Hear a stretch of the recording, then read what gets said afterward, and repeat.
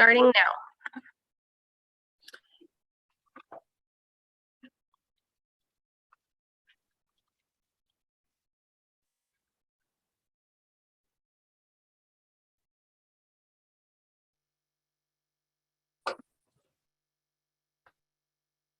So welcome to the October panel meeting. We got off to a little late start today, but Alana's here to go over the webinar information. So Alana, I'm going to pass it on to you.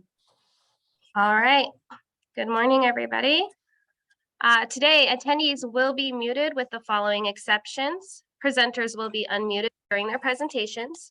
Contractor representatives will be unmuted during their proposal, and if called upon by a panel member. Public comment will be done throughout the meeting and when announced by the acting chairperson at the appropriate times.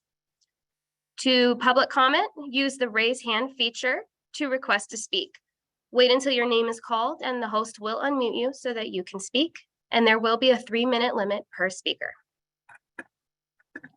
Thanks, Alana.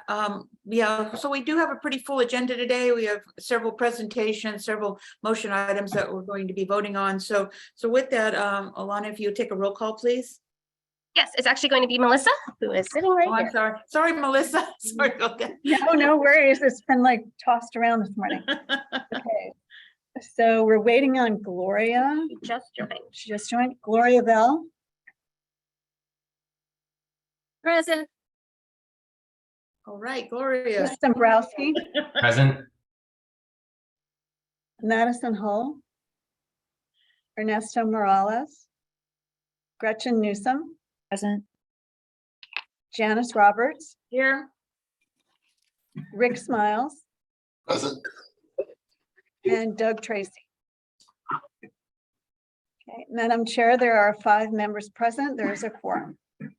Also Great. present is Reg Xavier, Executive Director, Peter Cooper, Assistant Director, Jaime Gutierrez, Chief Deputy Director, and Mike Cable, Staff Attorney.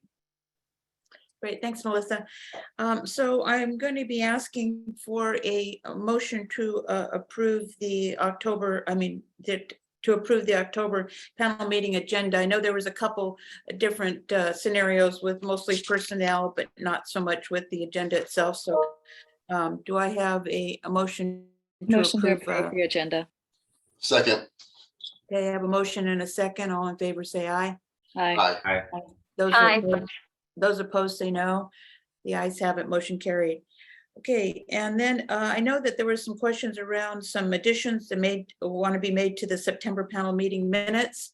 So Gretchen, did you have anything you'd like to put on record for that? I'd like to make a motion to approve the September panel minutes with the following amendment. Under tab number 27, the verbiage under the 4th line, comment was made that prevailing wage was paid regardless of whether it is a public or private job. Keep that there in tab 27, but also copy paste it over to tab number 32, Associated Builders and Contractors Northern California Chapter Training Trust Fund, and tab number 51, Western Electrical Contractors Association Apprenticeship and Training Trust Fund. So taking that same sentence, inserting it into both of those areas in the minutes, and I so move. Okay, so we have a motion to approve. Second. We got a motion and a second to approve the September panel meeting minutes with those I guess corrections to the panel meeting minutes. All in favor, say aye. Aye. Aye. Those opposed, say no. The ayes have it, motion carried. Thank you. So with that, I'd like to turn it over to our Executive Director, Reg Javier. Thank you, Madam Chair. Good morning, panel members, stakeholders, and staff. I'd like to also welcome the following managers who will be presenting the proposals to you later this morning: Kellen Hernandez, Chris Hoover, and Jenna Lazarevich. For today's panel meeting, you'll see 42 proposals, which include 6 delegation orders totaling about $13.1 million in funding requests. In this packet, you will also see the remainder of the apprenticeship applications along with some single employers and MECs. We have a full agenda that has several presentations, and with some of those presentations requiring panel vote. So in just a bit, you'll hear the policy committee report from our policy committee chair, Gretchen Newsom, presentations on the guidelines for both the workforce literacy and healthcare initiative programs from Ilya Lonitz and Mario Maslak. Those guidelines will also need to be adopted by you all as the panel. Mario is also going to be presenting and asking for approval on the retrainee job creation wage. He's going to explain that during his presentation as to why that's coming up at this point. You're going to see a presentation to update us on the work of civic makers around ETP's application process. This presentation is going to be given by Judy Brown, Virginia Hamilton, and I see Brittany Henry on the line too, so she'll be a part of that presentation. And then the final presentation you'll see is on California small business and essential workers, and Amanda Bergson-Shilcock is going to deliver that presentation, and she's from the National Skills Coalition. Let's see, we are not there will not be a panel meeting in November. We're going dark in November. So our next panel meeting will be on December 16th, and it too will also be a virtual panel meeting. And then on January 27th, for our January 27th panel meeting, that will be an in-person panel meeting in Sacramento. And then lastly, we've been hearing that the outlook for next fiscal year is that budgets are going to be pretty tight.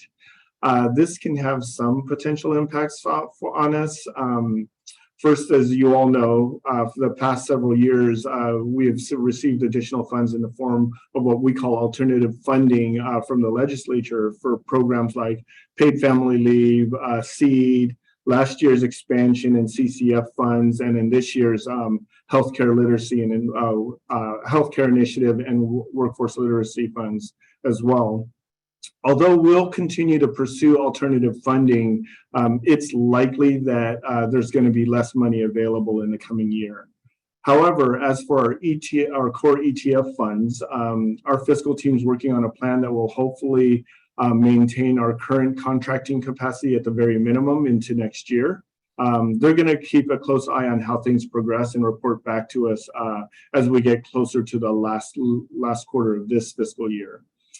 And that's it for me, Madam Chair. Unless the panel has any questions for me, I'd like to hand it over to Peter Cooper for his report. So Reg, I do have one question around these COVID projects and some of the other extended projects, expansion projects we had. If for some reason they don't all get funded, will any of that money come back into the ETP coffers, so to speak? Or how is that going to work? So most of our COVID programs and most of our programs are funded under our ETF core, and those unused funds will all get returned into the ETP core funds and be used in subsequent years. The alternative funded programs do have time limits on them. There's two time limits. One is the encumbrance time limit, and then the other is the completely spending out time limit. So we have a limited amount of time to be able to encumber the funds, and that's the reasons why we have been leaning heavily into this performance measurements around the utilization of all our alternative funded programs. Because if we don't use it, we lose it and we give it back to the general fund. So that's something that I think Mike's going to be reporting out on in a little bit as well. But we're really looking at those that are not performing on alternative funded contracts in the short term, and then really thinking about how we take back some of those monies and push it out to folks that can spend it, because the last thing we want to do is give it back. Okay, thanks, Reg. Sure. So we're passing it on to Peter at this point. Yeah, so good morning, panel members. Just have a quick report here. As you know, we're finishing up the apprenticeship proposals that are coming to you this fiscal year for the construction sector. However, we may see some a handful of non-construction apprenticeship programs coming throughout the year, but those would just be a handful. So regarding the small business, I know Reg mentioned it, but I would like to highlight ETP's participation in the program. It's a year-long technical assistance grant that we received from the National Skills Coalition to help us look at how we can better serve small businesses and essential businesses. When we heard about the opportunity for the grant, we jumped on it and applied, knowing that this is an area that's really important to you all, to the panel. It's been a collaboration with the National Skills Coalition, ATP, and I wanted to thank in advance, actually, Amanda Bergson-Shilcock, who will be presenting the research findings. So this is basically just kind of a status update on where the research is so far. And so gratitude to her, to ETP staff, our research unit, Wenda Tehamo, Alana Molik, Nancy Tran, Willie Atkinson, and Robert Meyer as well, all helped with this effort. And it's also been a great opportunity for us to work closer with the Governor's Office of Small Business Advocate. So I'd like to thank their participation, specifically Tara Lynn Gray and Chris Earl. Also working with Abby Snay at Labor Agency. So this has been a great opportunity, and you'll hear more a little bit later. Also, lest I forget, which I shouldn't, which is appreciation for our stakeholders for taking time for several focus groups and interviews over this past summer. So regarding our existing general funds, I want to kind of mention that we need to maximize the alternative funding that we have because that wouldn't be coming back to us, as Reg stated. I'd like to remind the expansion fund contractors and the community college fund contractors that we need to see performance documented to ensure the funds are being spent. These funds have clawback provisions so that we can reallocate the unused amounts prior to them being lost. So please work with your ETP staff contracts and make sure that you are in compliance. And then regarding the new funds we're looking at for this fiscal year 22-23, as Reg mentioned, you'll be hearing Mario Ilya from our staff talking about both the healthcare guidelines and the literacy fund guidelines. We have a lot of interest from a variety of organizations and groups in the new funds. And so I look forward to the panel's input on these new ventures. So that kind of wraps up my report. Unless you have any questions for me, you can hand it over to Tara. Thanks, Peter. All right, good morning, panel members and stakeholders. I've got a technology update for you guys today. I have one slide we can show under our CaliForce Cali program.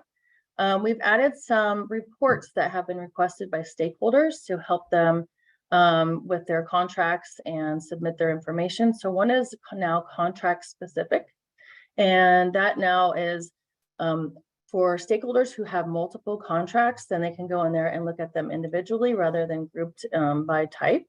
And the second one is the trainee 8-hour report. Now this displays any training with over 8 hours in one day. Excuse me. And also we've added some invoicing for automations for internal fiscal staff so that we can add some efficiencies to our program and assist with the invoicing processes. Under our Cali Grants program, we are working with the Division of Apprenticeship Standards. They are going live with their first grant in December. And also with the California Workforce Development Board, we've added some internal functions such as reviewing and scoring. They're now doing print versions and comments within their progress reports. And lastly, we're still under the California Department of Technology, and we are currently in the audit cycle right now. And if there's any questions for me, that's the end of my presentation. So Tara, I do have a question because I've been away from these programs for a while, but the 8-hour in one day, is that a cap, or is that just something that the stakeholders want to know if they're paying overtime or what's going on with the 8 hours in one day? Yeah, and it does it's 8 hours, anything over. So it just allows them to monitor and allows the monitors to be able to keep track of it because not all programs have caps at 8. So Okay, it's not a cap, it's just a report for them. And Mario can speak tomorrow to that on the fiscal side. okay, yeah, that was just interesting. I didn't know if that had changed or you couldn't train more than 8 hours in a day. Okay, great. Thanks, Tara. So with that, we'll pass it over to Michael. Good morning, panel members. Mike Cable here. This will be a quick report. You should have a copy of this month's legislation memorandum in your panel packet.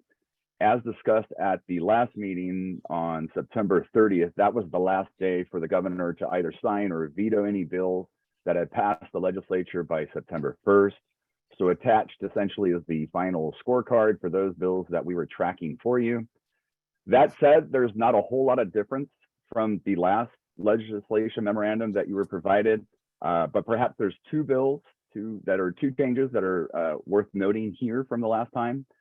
The first is AB 1573, which is at the bottom of page 4 of your memorandum, which was a small business technical assistance bill that was vetoed by the governor, primarily because this would have been a supplemental grant program.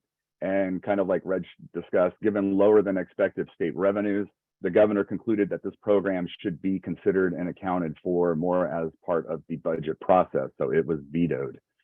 And second would be AB 1949, which is at the bottom of page 7, which this is an employee bereavement bill that would mandate, among other things, 5 days of bereavement leave and some privacy protections.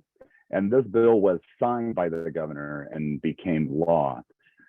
That's all I have to point out for you regarding the legislation memorandum. Reg had noted having a discussion about performance and our efforts for performance, but that's something that Mario will be addressing more specifically. So that's all I have for you this morning, making it quick because I know there's lots of presentations, unless there's any questions that you have for me now. Well, so Mike, how was your vacation? I didn't really have a vacation. Oh, was that? Oh, wasn't that? It looks like you're wearing a Chicago shirt of some sort. No. Maybe. Oh, that's my buddy Guy's blue sweatshirt because it's cold here in Sacramento. So Oh, I've got okay. my little blue Not a sweatshirt problem. on. I'm But sorry to take everybody off track there. no, not a problem. So with that, we'll pass it over to Jaime. Good morning, Madam Chair. Thank you very much. Panel members and stakeholders, thank you for this opportunity again to provide a summary of the Employment Training Panel's funding. So starting right off regarding the funding, as Director Javier stated earlier, this panel meeting will be for $13.1 million. That includes 6 approved delegation orders for a total of $259,785. If all proposals scheduled for this panel meeting are funded today, the panel will be approving 42 projects and 1 amendment. After today's panel meeting, the Employment Training Panel will have approximately $49.5 million left in contracting capacity for this state fiscal year 22-23. Regarding the demand, we have 189 applications in demand. 78 applications are currently with the regional offices in development. 47 applications are under review by the Application and Assessment Unit, and 64 applications have been submitted and are pending review. The estimated value of the 189 applications is just over $43.4 million and breaks down as follows.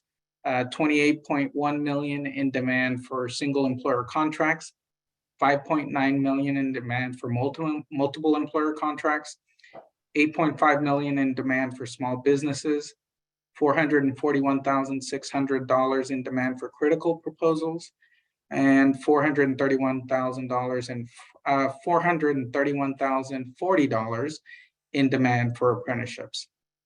Regarding allocations, we are currently within our allocations for this state fiscal year 22-23. That is the final portion of my report, and I have one action item related to the consent calendar.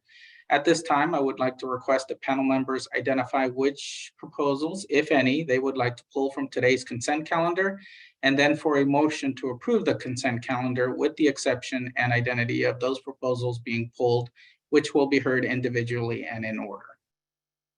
Oh, thanks, Jaime. So with that, I'm going to ask the panel if there's any proposals they'd like to be pulled from the consent calendar.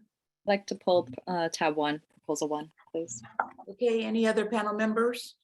I'd like to also pull tab 5, please, Motivo Engineering. Okay, so with those 2 tabs pulled, that's tab 1 and tab 5.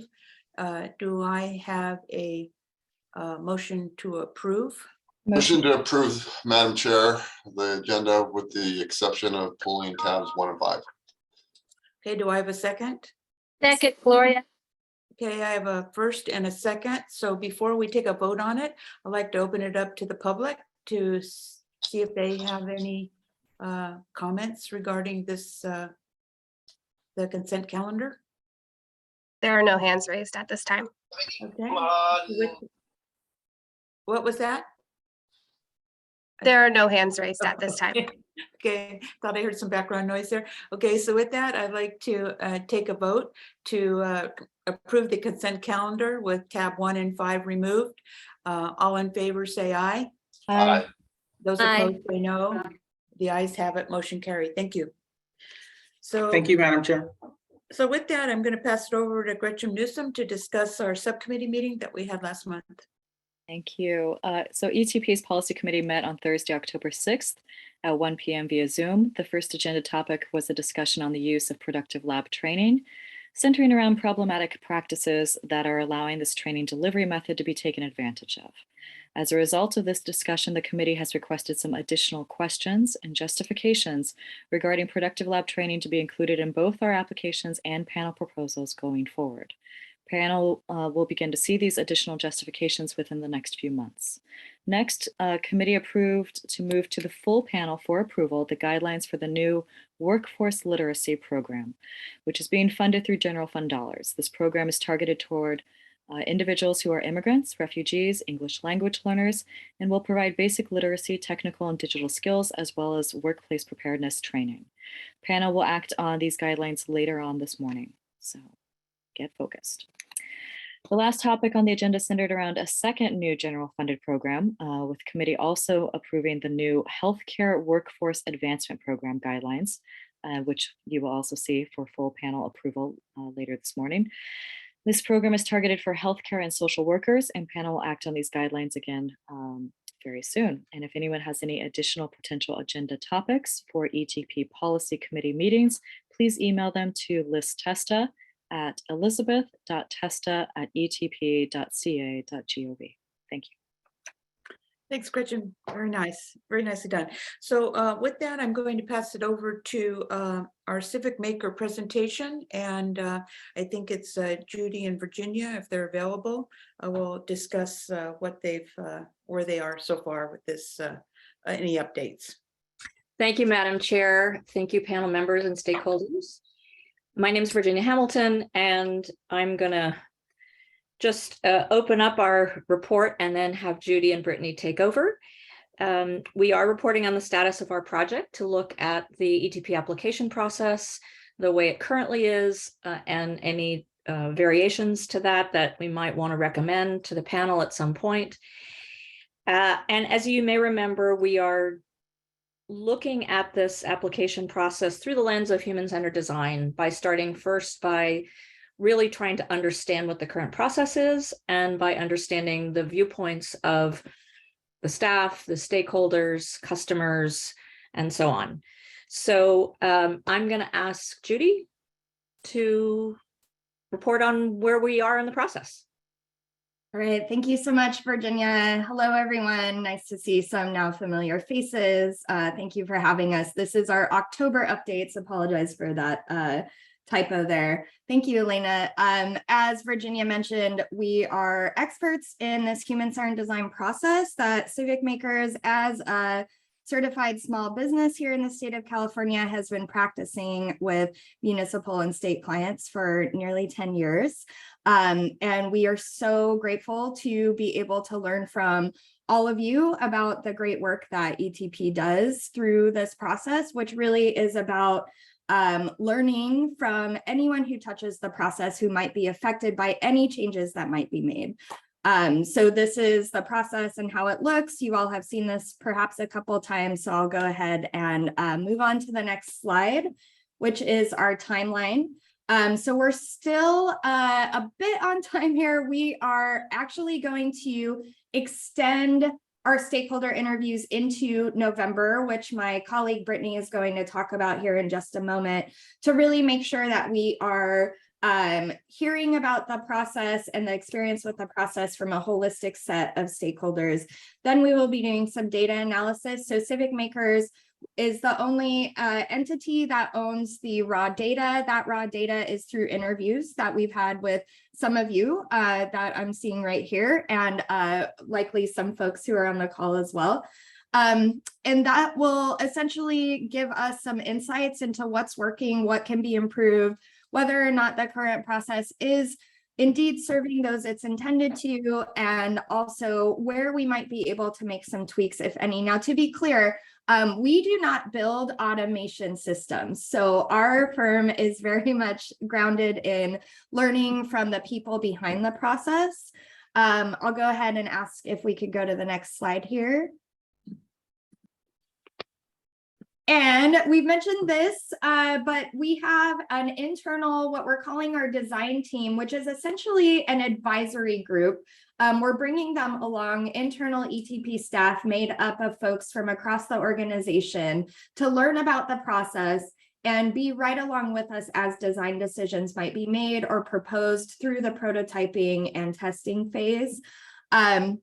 We have biweekly meetings, and again, the point is to kind of keep an internal team abreast of what's happening during the interviews, of what we're doing throughout the process. Again, as mentioned, all of the raw data that we've been collecting, both through interviews and through a survey that we'll share with you shortly, is being kept confidential. We aggregate and anonymize that data, and we're really looking for key themes that show us any pain points that any of our stakeholders might be having.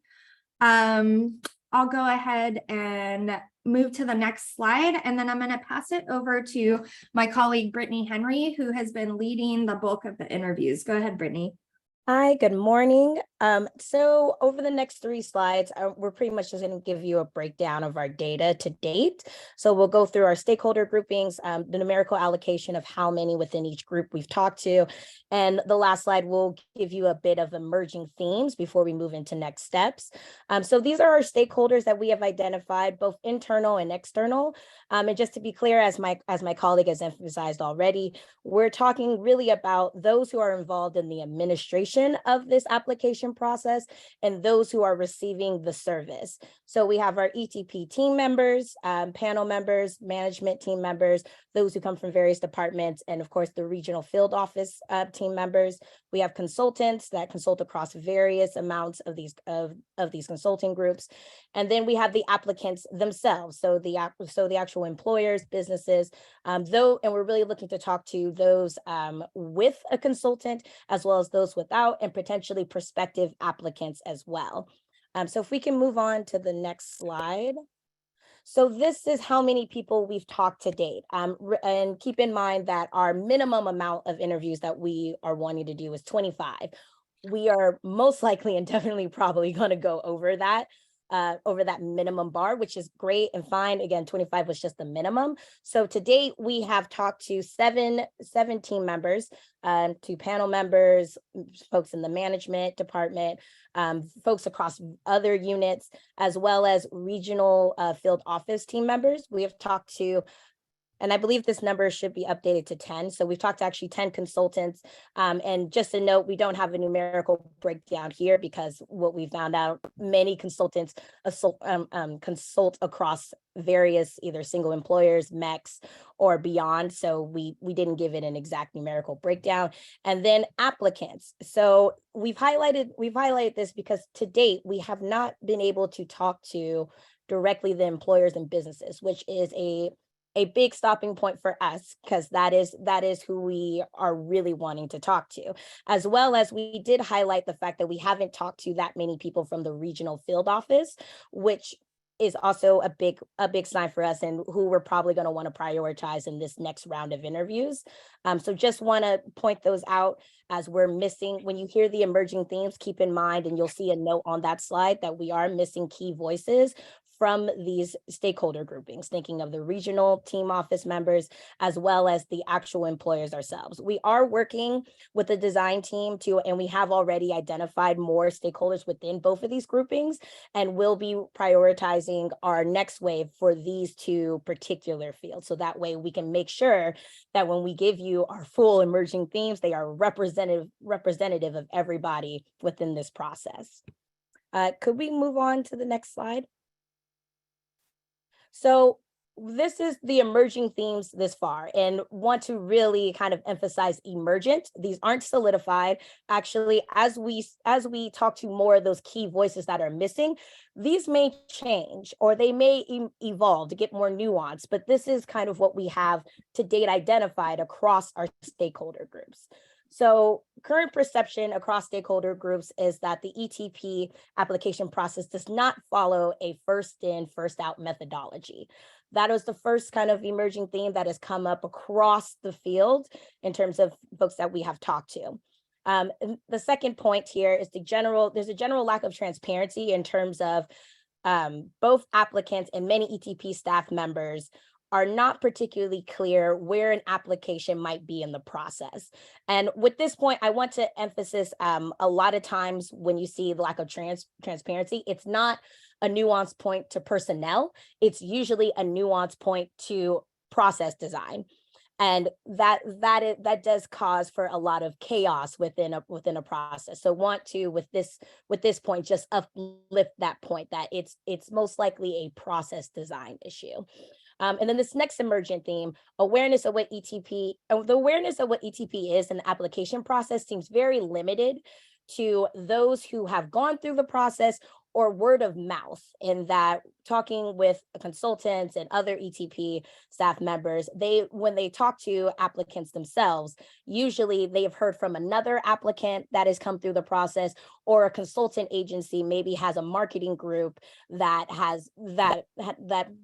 pushes marketing out for ETP process. So that was another emerging theme that came out across. And then again, just want to uplift this research note at the bottom, is that we are missing key voices from both the field office team members and the employers themselves. So keep that in mind when you're processing these emergent themes. When we talk to those folks, we're going to get more nuanced points about the process itself. And so most likely these emerging themes will become more nuanced and change and evolve. Some of them may even go away. Really, these are emergent as we go. So just want to move on. We're going to go ahead and go to our next steps, and I will pass it back to my colleague, Virginia. So first of all, we would, when I'm done with this, be interested in any questions that you have. But I will say that the next steps really are to double down on interviewing the frontline staff in the field offices and employers. Because, and employers who have gone through the process, employers maybe who have not had an application approved, employers who may be somewhere along the very first time that they've done an application. And so we're going to be working on that primarily. We also have an ongoing survey that maps ETP processes to the mission statement of ETP, and that has gone out to all of the ETP staff. Brittany, I can't remember what our response rate is. We're going to bring it up at the next ETP all staff meeting, and any encouragement, Jaime and Reg, from you to make sure that we have responses from all of the staff would be helpful. So I'm going to stop there and see whether there are any questions or comments. Does the panel have any comments or questions to Virginia or Brittany or Judy? Yeah, I just have one, Virginia. One of the comments is that, you know, each one of these interviewees are handle the application at a different level. And so I would encourage your team to find out exactly how much interaction they have with the application process and when they have it. Because as panel members, we do not see an application, just so you know. All we do is see the outcome of a summarization of a proposal. So the application doesn't really affect us. All I've been able to share is comments that I've heard from our stakeholders regarding the application process. But so I would encourage you to find out exactly from the, you know, staff itself in the AAU unit versus, you know, who handles it from the regional output. I mean, once it gets into the region, the application's already been moved. So, you know, those are kind of things that I would encourage your team to find out exactly who actually touches the application itself. So. Thank you, Madam Chair. And we have been working on a very detailed and at the moment somewhat complicated journey map, which is a process map that shows what happens to an application from, you know, sort of a glimmer in someone's eye through taking it to the panel. And what we're discovering is that it's a very complex process that sometimes people can get through within a few weeks. Sometimes it takes up to 15 months.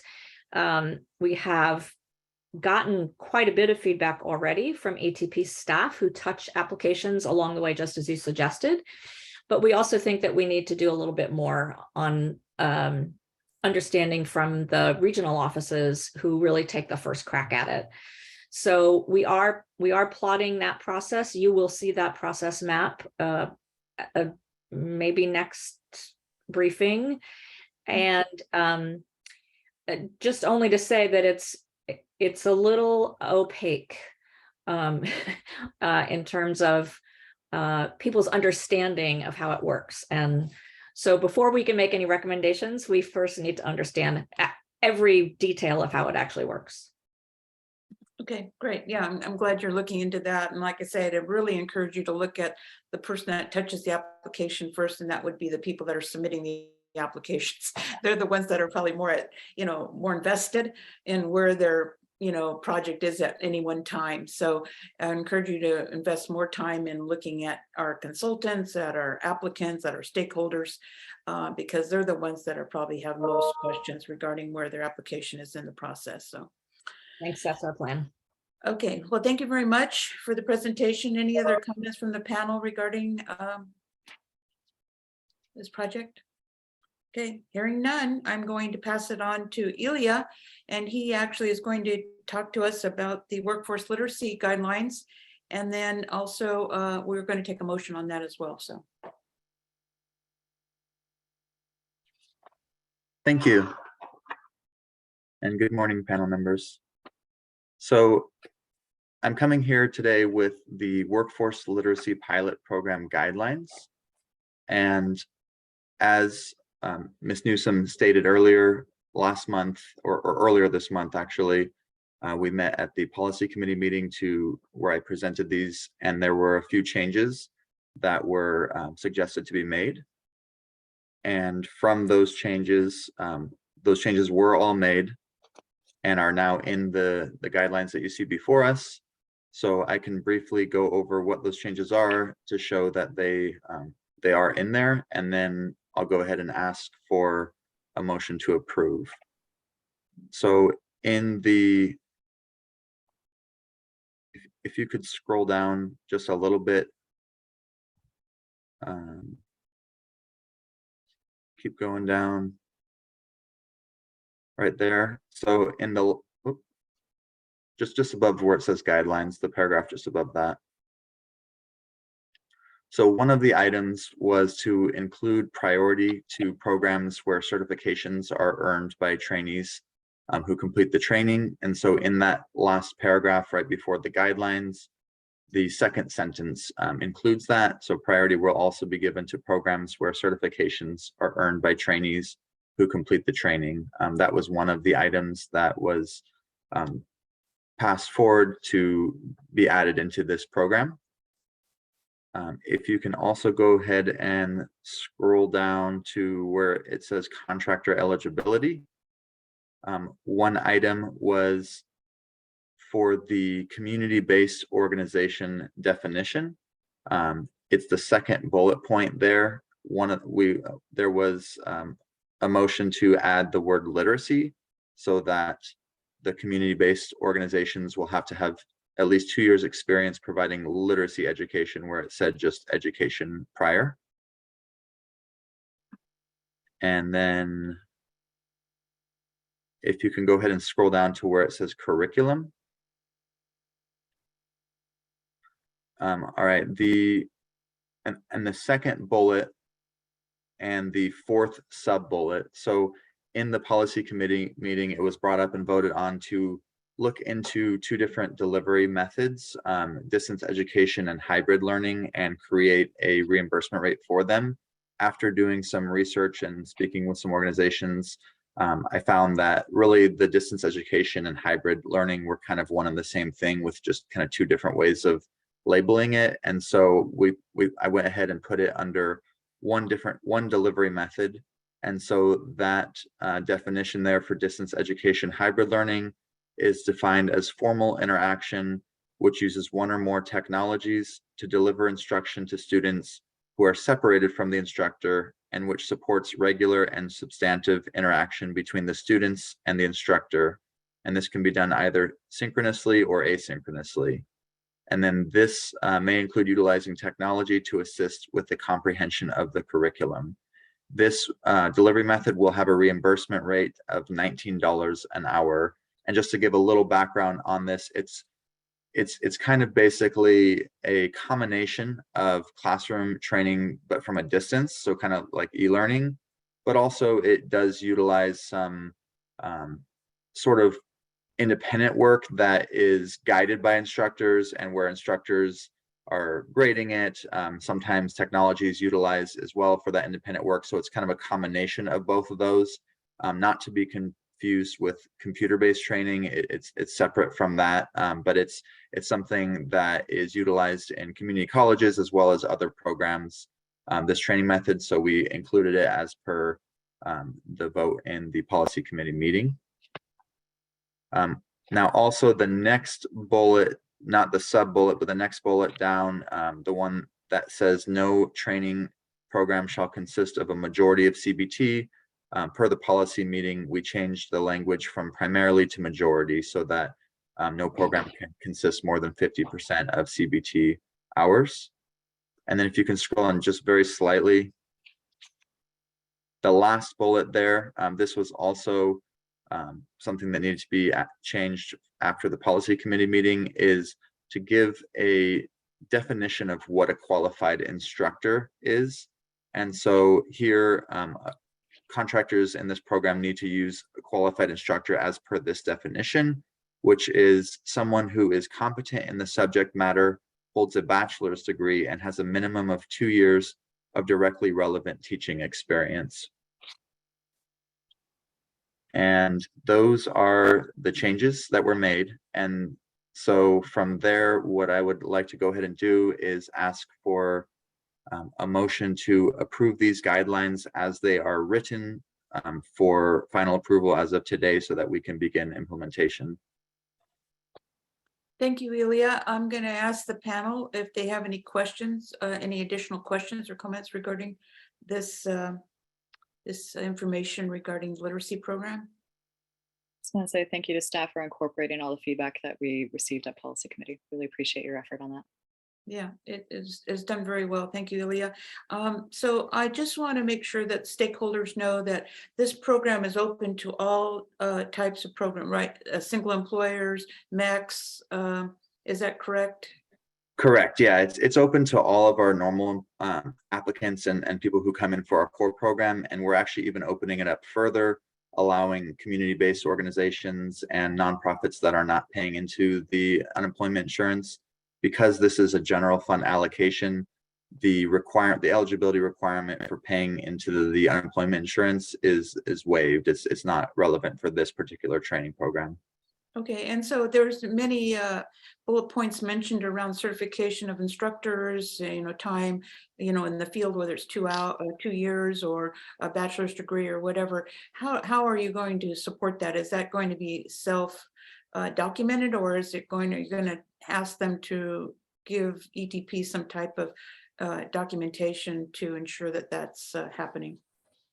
So similarly to other programs, because of the kind of the big staff demand that would be required to be requesting all that information, we are going to allow the contractor to certify that they are using staff in that regard. And then in our normal monitoring process, the monitoring analysts will be able to view these trainings and ensure that the training is done as per stated in the curriculum.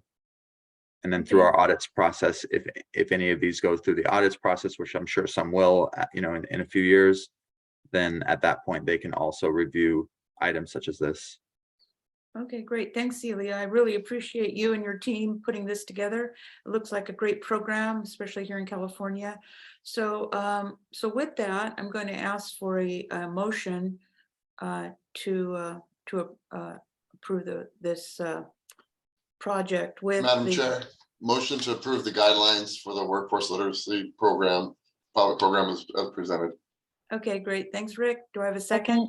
Second. Okay, I have a second. So I'm going to open it up to the public before we take a vote on it. Is there any comments from the public regarding this program? Yes, we have one hand raised for Andre. Go ahead. Yeah, thank you very much. It's Andre with Voxy. I have a question regarding CBT. It often happens that some English online platforms offer unlimited access of the self-study component, and with regards to the live instruction, it can be a limited number of classes or often unlimited. So when we're saying that the training cannot consist of a majority of CBT, what happens if the student wants to study more on the self-study component? Do we need to cap there or let them study? How does that work? So go ahead, Elia. Yeah, sorry. So obviously for any training program, training beyond what is approved for ETP can always occur. But for the ETP reimbursable amount, it would have to be for what is being asked. Any CBT training beyond that 50% would not be reimbursable. Okay, perfect. So they can study, but won't be able to reimburse. That's fine. Correct. So the ratio cannot exceed a 50%. Is that correct? Correct. Yeah, and we'll never say you can't do other training beyond what's in ETP reimbursable, but it just won't be reimbursed through ETP. Okay, and a follow-up on live instruction. It can be one-on-one, right? It can be group. And if it's group, can be open group classes or needs to be company closed. And the reason why I'm asking you is that when it's open, there's much more flexibility for the students. So in our case, there are more than 3,000 group lessons a week.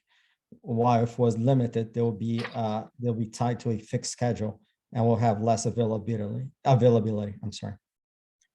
I'm not sure what you mean by open. Can you clarify that? So in our case, we offer more than 3,000 group lessons a week. So there are people from different organizations, different companies that could, or even different countries that could join that a given lesson. There's an average of 4 students per class, right?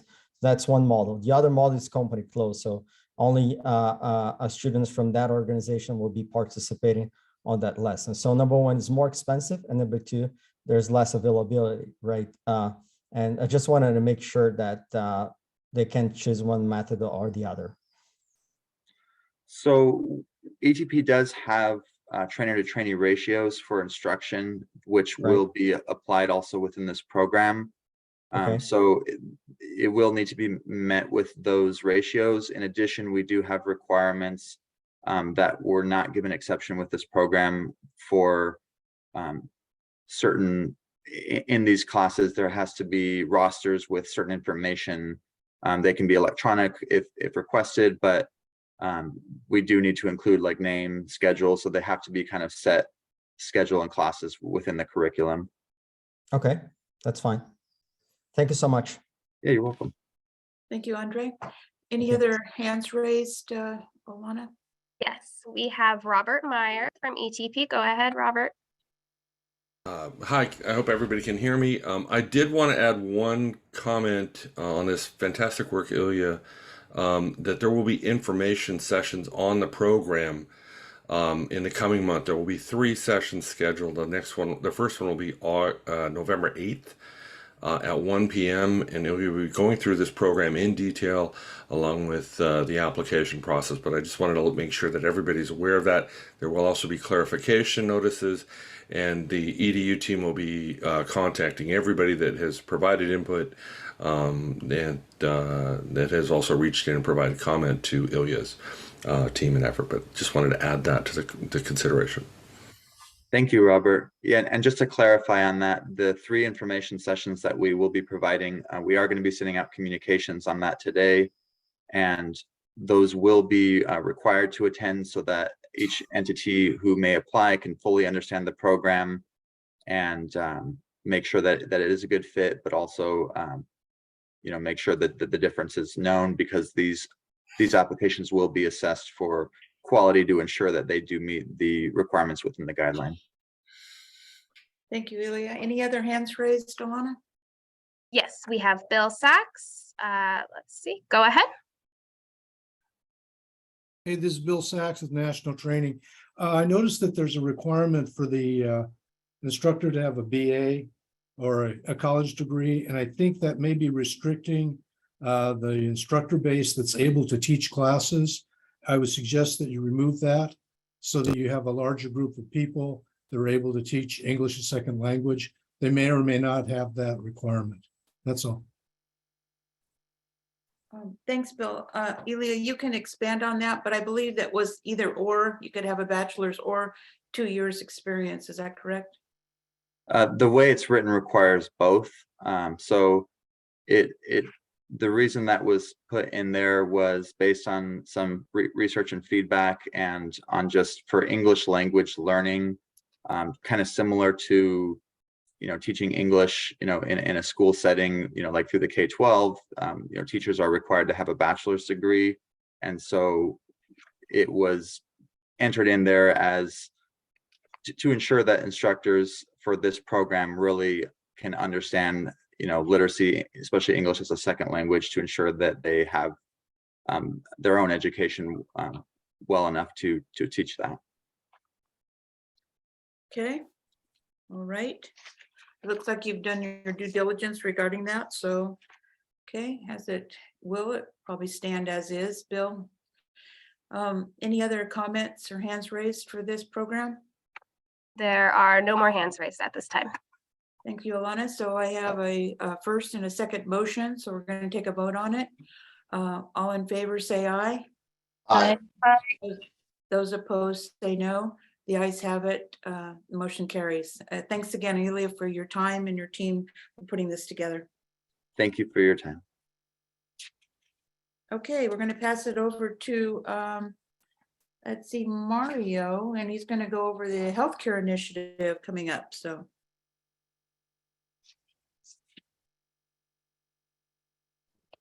To unmute myself. Good morning, panel chair and panel members. My name is Mario Maslek. Just want to make sure, does everyone hear me well, and can you see the screen? Yes.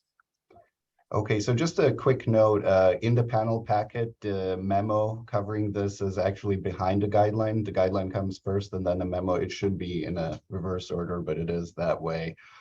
So if you're looking for the memo, it is behind the guideline. This is the guideline itself. Diana is on vacation, so I'll be presenting this one on my own. She presented most of it during the panel committee, the policy committee meeting. So the 22-23 fiscal year budget was passed in AB 178, and it allocated $25 million to ETP with the Healthcare Workforce Advancement Fund. The aim of this fund is to essentially provide pathways for entry level workers to give them both wage and career progression to where they're getting into higher paying occupations going forward. What we are doing, and this is just a high level overview first, and then I'll dive into the details. We are targeting mostly entities that are not eligible for core funding. And the reason for that is that we already provide somewhere in between $16 to $18 million per year to healthcare entities that are eligible for core funding.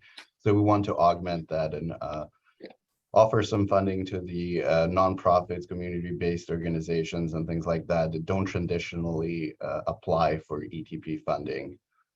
So since these are general funds, there are what in ETP's legislation, alternative funds, which means that we can deviate from the legislature and guidelines that govern our core funding that's funded through the UI tax. So to that end, I'll highlight some of the differences from our traditional core funded projects. For example, it will have 4-year terms instead of the shorter terms, up to 400 hours of training. We will require wage progressions and occupation progression. The amounts of the contracts can be much higher, up to $1 million. And we will allow amendments to go even beyond that.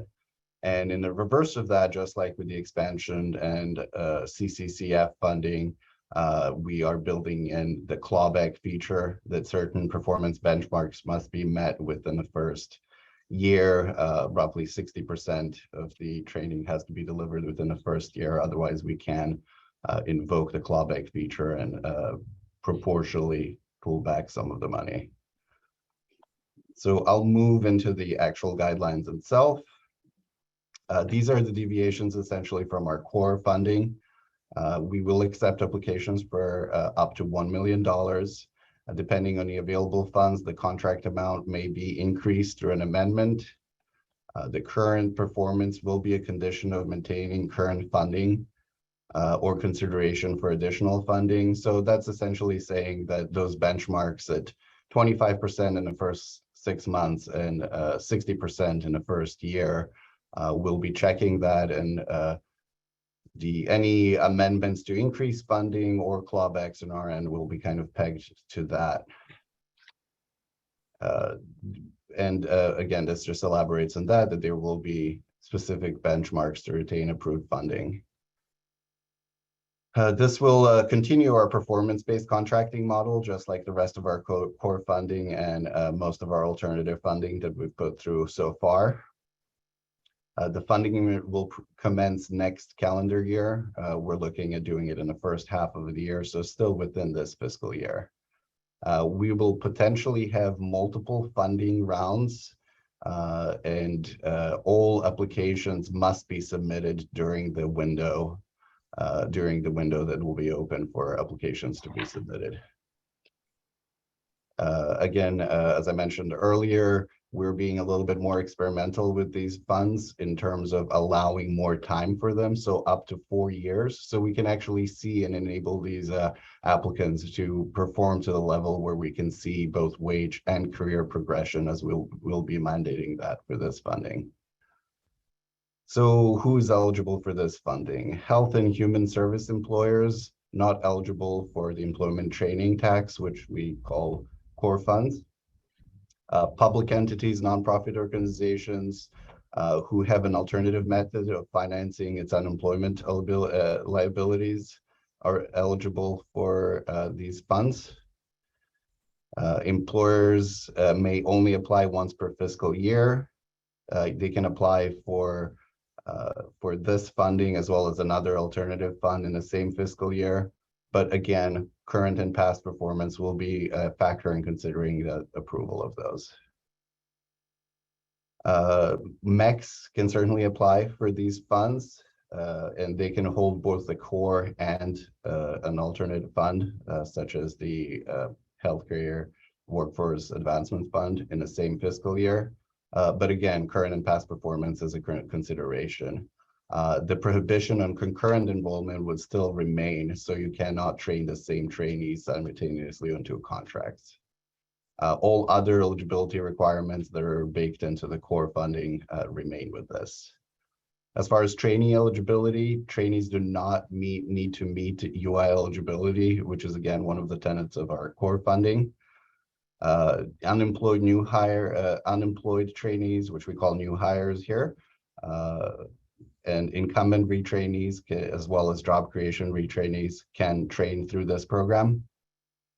We're encouraging entry-level and other workers in healthcare and human services, social work occupations, and does not require, and in fact, we prefer people who don't have a 4-year degree, because the aim is to get entry-level workers and to see them progress into higher paying jobs. And this includes direct care, long-term care, behavioral health, allied health, health tech roles like respiratory therapist, phlebotomist, telehealth workers, community health, and social workers. The workforce settings include hospitals, primary care, and community settings. Incidental placement rules do not apply on this. What this is referring to is in our core funding for new hires can only be a part of a MEC. For new hires, we have a provision that allows a certain percentage of those people to be placed with entities that wouldn't usually qualify for ETP funding. But again, because it's incidental, these are unemployed people that are getting trained. So if there's a certain percentage that happen to be placed with entities that do not qualify for ETP funding, there's a provision that allows for that. Obviously here it doesn't apply because we're encouraging these alternative funds, so we can have entities that don't traditionally qualify for ETP core funding, and all other eligibility requirements apply. The training specifics are that the training leads to a career or wage progression. It leads to retention of healthcare and behavioral care workers, and it may lead towards licensing and certification. Applicants may request up to 400 hours of ETP funded training per trainee. They may also request a higher number of hours on a case-by-case basis if they can demonstrate a reasonable justification why that's necessary. The special employment training wages do not apply for this, again, because that threshold is very high and we are intending to focus on the lower wage workers and to offer them an opportunity to progress. The contractors will be required to report wages at enrollment prior to the start of training and at the end of the training retention period. As you know, we've done this with the expansion CCCF funds and now with the core funding as well, so it continues here. They will be required to provide a starting occupation and a final occupation attained through the ETP funded training. In an instance where ETP cannot verify trainees' wages through its existing processes, we may require payroll information from the contractor. Again, this is because most of if they're not paying into a UI, we will not have access to verify that they're meeting retention requirements. So we may require payroll information to meet those goals. All training must be reported in the ETP system within 90 days of the delivery of training. This is in line with the expansion and CCCF guidelines as well. Additional requirements. We will be asking contractors during the application period to broadly define their job and wage commitments, describe how the training plan meets and demonstrates the intended outcomes of this funding. They will need to demonstrate a regional or local workforce needs for targeted occupations and describe a wage and occupational progression. So priority will be given to applicants with demonstrated wage progression of 10% or more from the start of training to the end of the training retention. And the goal is also to increase employer diversity, equity, and inclusion. So that will be a part of the application process where the contractors or the applicants will be asked to provide information about their plan or policy around those things. And that is basically it. Other than that, all other rules that govern our core funding apply across the board. The policy committee had adapted these guidelines and moved them on to here without any changes. And we now move for the panel to provide feedback and approval of these. Great, thanks, Mario, and thanks for filling in for Diana. I'm going to ask the panel if they have any questions or comments regarding the healthcare advancement funding. Mario, I just wanted to commend you on all the work that you and staff have done on this. It's really outstanding. And I just came across, flying over my desk, an invitation to a virtual event for inclusive healthcare apprenticeships from the Labor Workforce and Development Agency. So I was hopeful you might be able to present your program to them at that event. Yes, and I've heard Peter has forwarded the same thing to me earlier. Excellent. We're all on the same page. Thank you. Any other comments from the panel? Yeah, so Mario, I have just a couple clarification questions. You said that the employers can come once a year. And again, this is, they could come for $1 million every year. Is that correct? If that's what I'm reading, or is there going to be some sort of cap on that, or what? So the funding is very limited. We put that language in case we can't get all of the funds out in the first year. Our intention is to have all of the funds out by the end of this fiscal year. So we're leaving some flexibility there. Yes, contractors, because it's only $25 million minus the administrative fee, we're looking at about $22 million that will be put out in contracts. And there will be higher amounts of 1 million with the potential to amend even higher than that later on based on performance. Okay, yeah, I would just, give counsel to the staff to see, how many repeaters that we get versus new blood into the system on that. So I'm just a little worried that people that have got this down are going to continue to come back, and I'd like to see different projects in the system. And then the other question I have regarding the trainee eligibility. Now, you mentioned a lot of different types of healthcare and human service social work. Is any of those having to do with any kind of occupational physical therapy at all, or is it just what you mentioned here? Yes, essentially we're taking a broad swath of healthcare related fields. We're looking really at the lowest paid entry level positions and showing a progression from there through our training.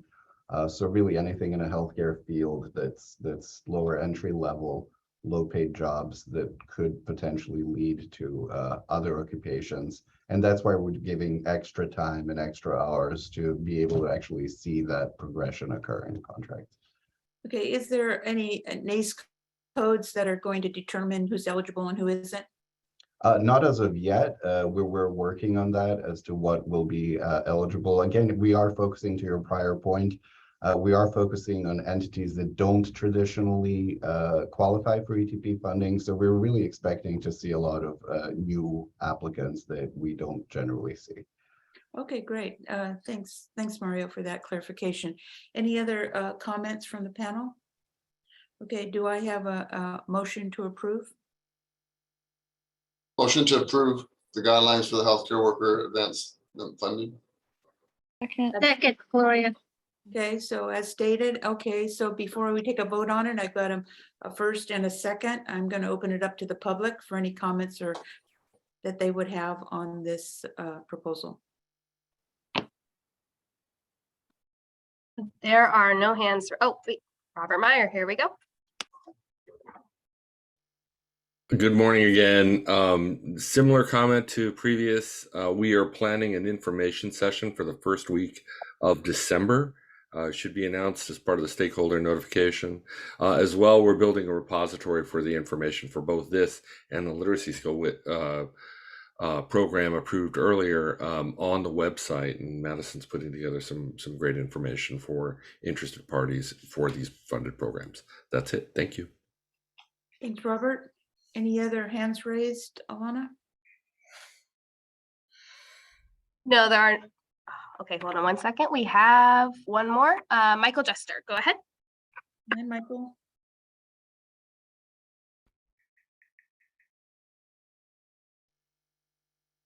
Michael, you have the floor. Yes, hi. Can you hear me now? Yeah, I can hear you. Very good. I just wanted to echo actually what Janice said. I think with this kind of sort of one-time only funding for these organizations, which are essential workers and extremely valuable to our economy and our people, that emphasis should really be on those people that are not eligible for, ETB funding, but also people that haven't had the opportunity to participate before. I just really think that's an important comment. And I thank Janice for making that. There are so many hospitals, so many medical organizations, particularly in my area throughout the valley, that have never been able to access funding. And I plan to do some investigating on that. Thank you so much. Great, thanks, Michael. Any other hands raised, Alana? There are no hands raised at this time. Okay, great. Thank you very much. So with that, I have a first and a second on the motion. I'm going to take a vote. All in favor, say aye. Aye. Those opposed say no. The ayes have it. Motion carried. Thank you. Thank you, Mario. And then I'm going to pass it right back to you to discuss this, the new job creation wage guidelines. Thank you, panel chair and panel members. Moving on to the second item, the retrainee job creation guidelines or memo. So a little bit of a background on this. In 2018, the panel had met at a policy committee meeting, and imposed a $15 minimum wage for retrainee job creation. Prior to that, the retrainee job creation was generally pegged to the new hire wage, which was quite a bit lower than that at the time. Now in October, ETP has done our annual calculation of what ETP minimum wage requirements are for the next calendar year, starting in January. And then when that happened, we found that the statewide minimum wage had risen to $15.50. So the floor has surpassed the imposed retrainee job creation wage. This is the reason why we're coming directly to the panel, is the urgency of this. We've already published our wages for next year, so we can continue to work on the applications for January and on, which that work has already started. So we wanted to come back to the panel directly and discuss this issue with about 3 different options that the staff has come up with. So I will scroll down. So again, in February 2019 is where the panel imposed a $15 minimum. Now the state minimum wage as of January will be $15.50. So the floor has risen above that. So option 1 would be to eliminate the retrainee job creation wage. Since retrainees are brand new to the company, this would revert back to pre-2019 rules where they would be governed by the new hire minimum wage requirement. Option 2 would be to remove the retrainee job creation wage and hold the retrainee job creation trainees to the retrainee wage levels, which are much higher than the new hire requirements. However, that would lose any incentive for job creation for those trainees to be tracked in that way. And then the final option is to do a similar thing that you did in 2019, which is to pick a wage somewhere in between those two.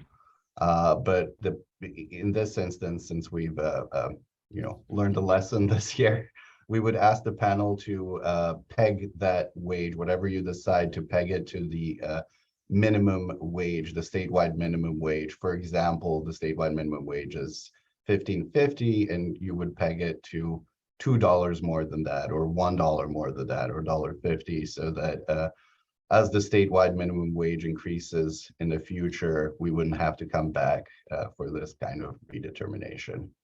And that's essentially what it boils down to. Just wanted to get the panel's preference on how you would like to handle this, whether you would like to revert it back to the new hire wage, impose the higher retrainee wage, or the third option of splitting the difference and pegging it to the statewide minimum wage requirement. And on that, I look forward to questions and discussion.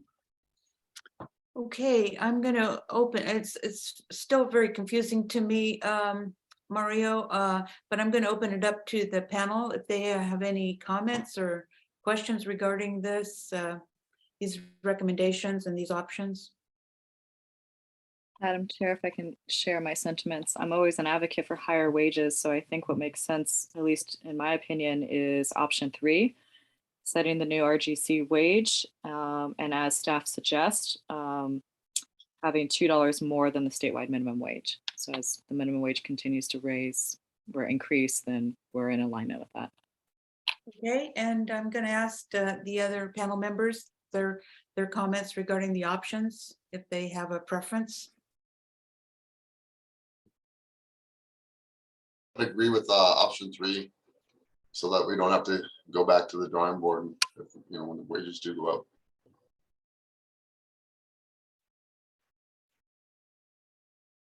Okay, so my question, Mario, is that there's 2 options to eliminate the returning job creation wage. Now, for me, and you said there would be some implications if you eliminated it, meaning that it would disincentivize people to come through with new hires, or can you give me a little bit more information about why we have to eliminate the returning job creation wage? Sure, absolutely. So option 1 would essentially revert back to pre-2019 rules on retrainee job creation, which means that there wasn't a separate wage for retrainee job creation. They were getting all of the benefits of a new hire wage requirement, which is generally much lower. So if we eliminate the retrainee job creation wage as a concept, essentially we would go back to the pre-2019 rules, which means the new hire wage is what they would need to meet, which are the lowest wage requirements for ETP. Option 2 says that we eliminate the retrainee job creation wages as imposed by the panel in 2019, but instead peg it to the retrainee wage, the regular retrainee wage, which is different county by county and so on. The reason why we're saying that might disincentivize tracking into those things, because there is no longer then a benefit to the retrainee job creation. We're not providing any kind of incentive to track retrainee job creation, which we do want to do, because these are, again, jobs that are created within 90 days before the start of training or during the course of training.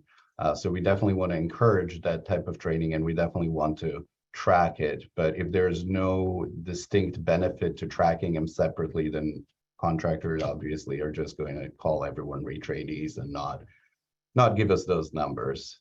And of course, option 3, I think, which everyone is leaning towards, to kind of splits the difference, where it imposes a slightly higher requirement than a new hire, but it's not, it still gives some kind of an incentive that's better than just going to the retrainee job or retrainee wages. Okay, Madam Chair, might I just add to that? Option 1 is really essentially saying that the current retrainee job creation wage is no longer relevant because statewide minimum wage has exceeded it. So we wanted to put that option in there in case the panel wanted to cause further discussion on the topic, which would then allow us to just continue with pre-2019 rules and then bring it back through the policy committee for further discussion if the panel so chooses. Otherwise, you know, depending on how you guys feel about option 3, that could be as viable as well. Oh, thanks, Reg. Chris, did you have any comments regarding any of? Yeah, no, I just want to echo the other panelist members that option 3 seems like the preferred option to sort of keep the intent of what was established by the panel. But I got a little concerned in the memo that says the RJC wage does not appear in any legislative or regulatory wage formula. Can someone kind of tell us or reassure us that we have the authority to do this?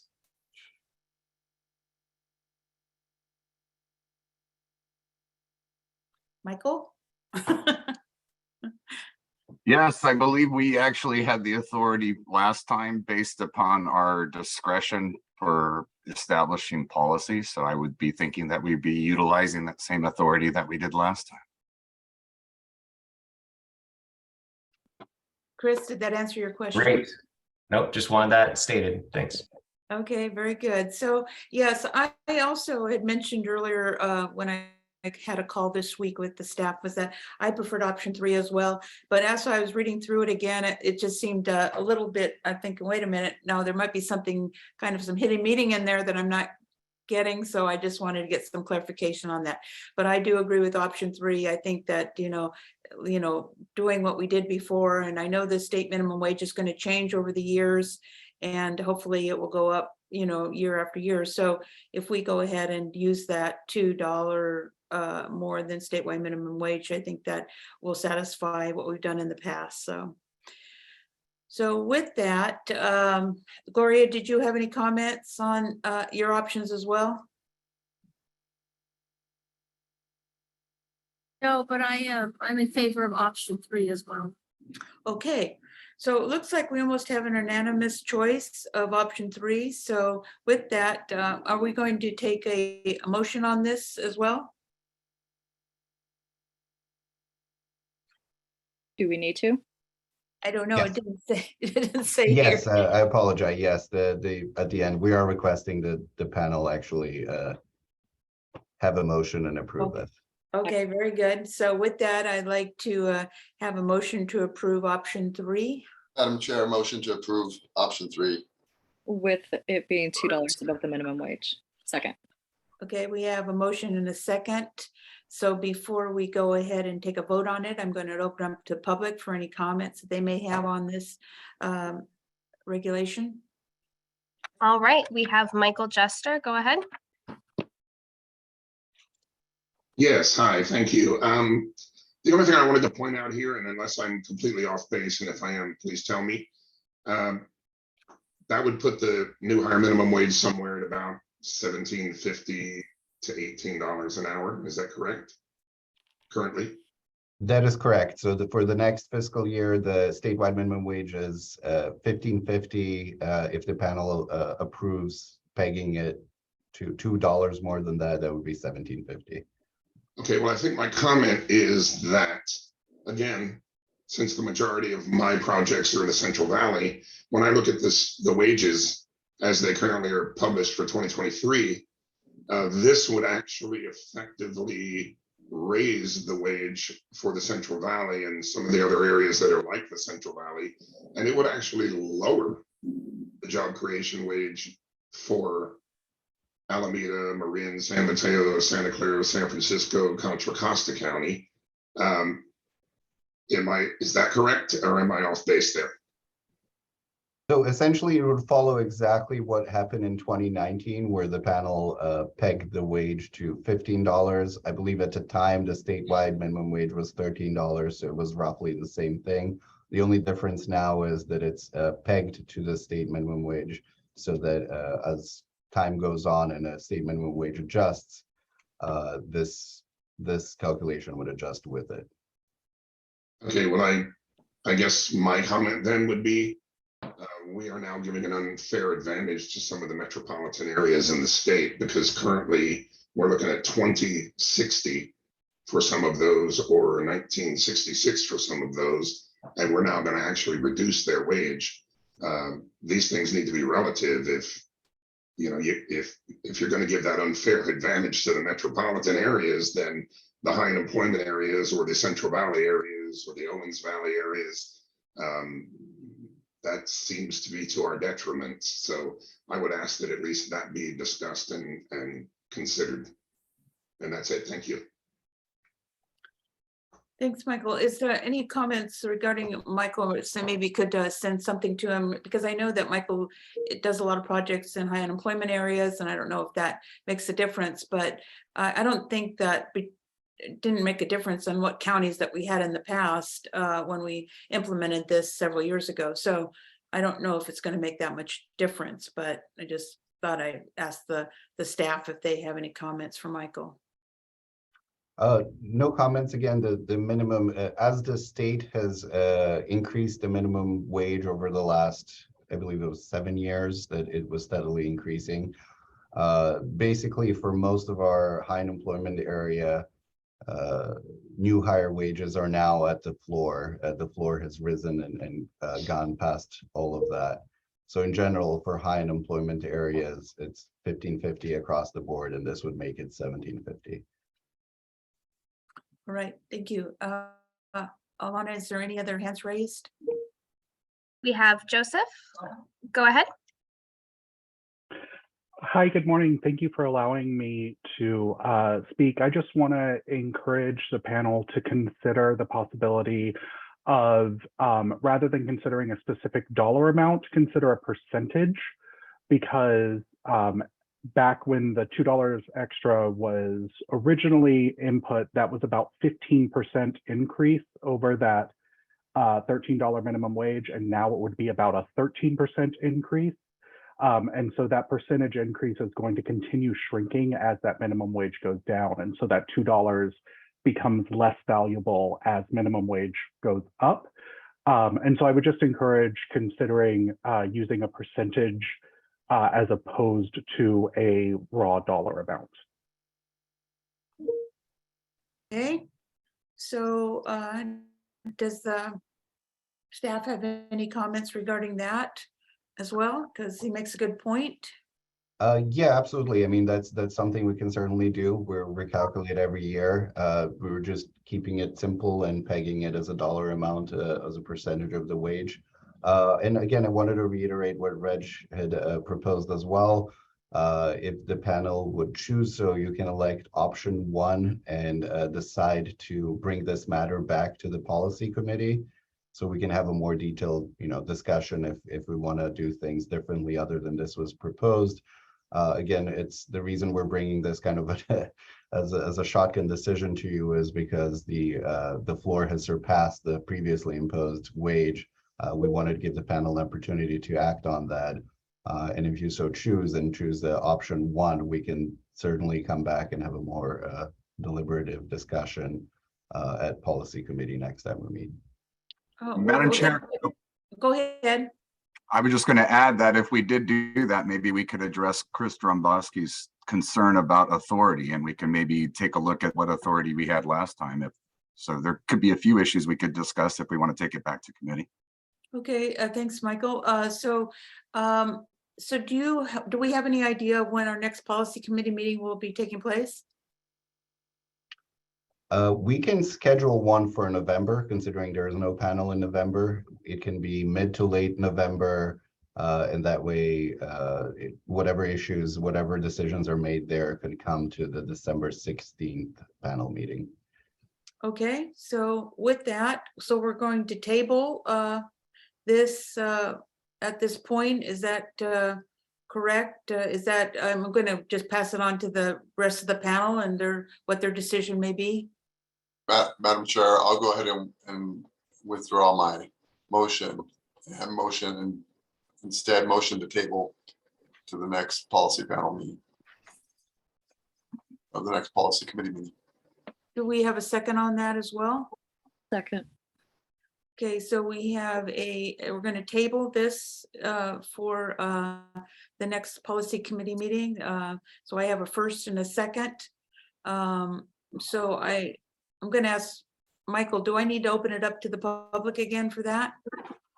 You should, but just to be clear too, and Rick, correct me if I'm wrong, the motion is to table this matter and to direct it to the policy committee meeting for review.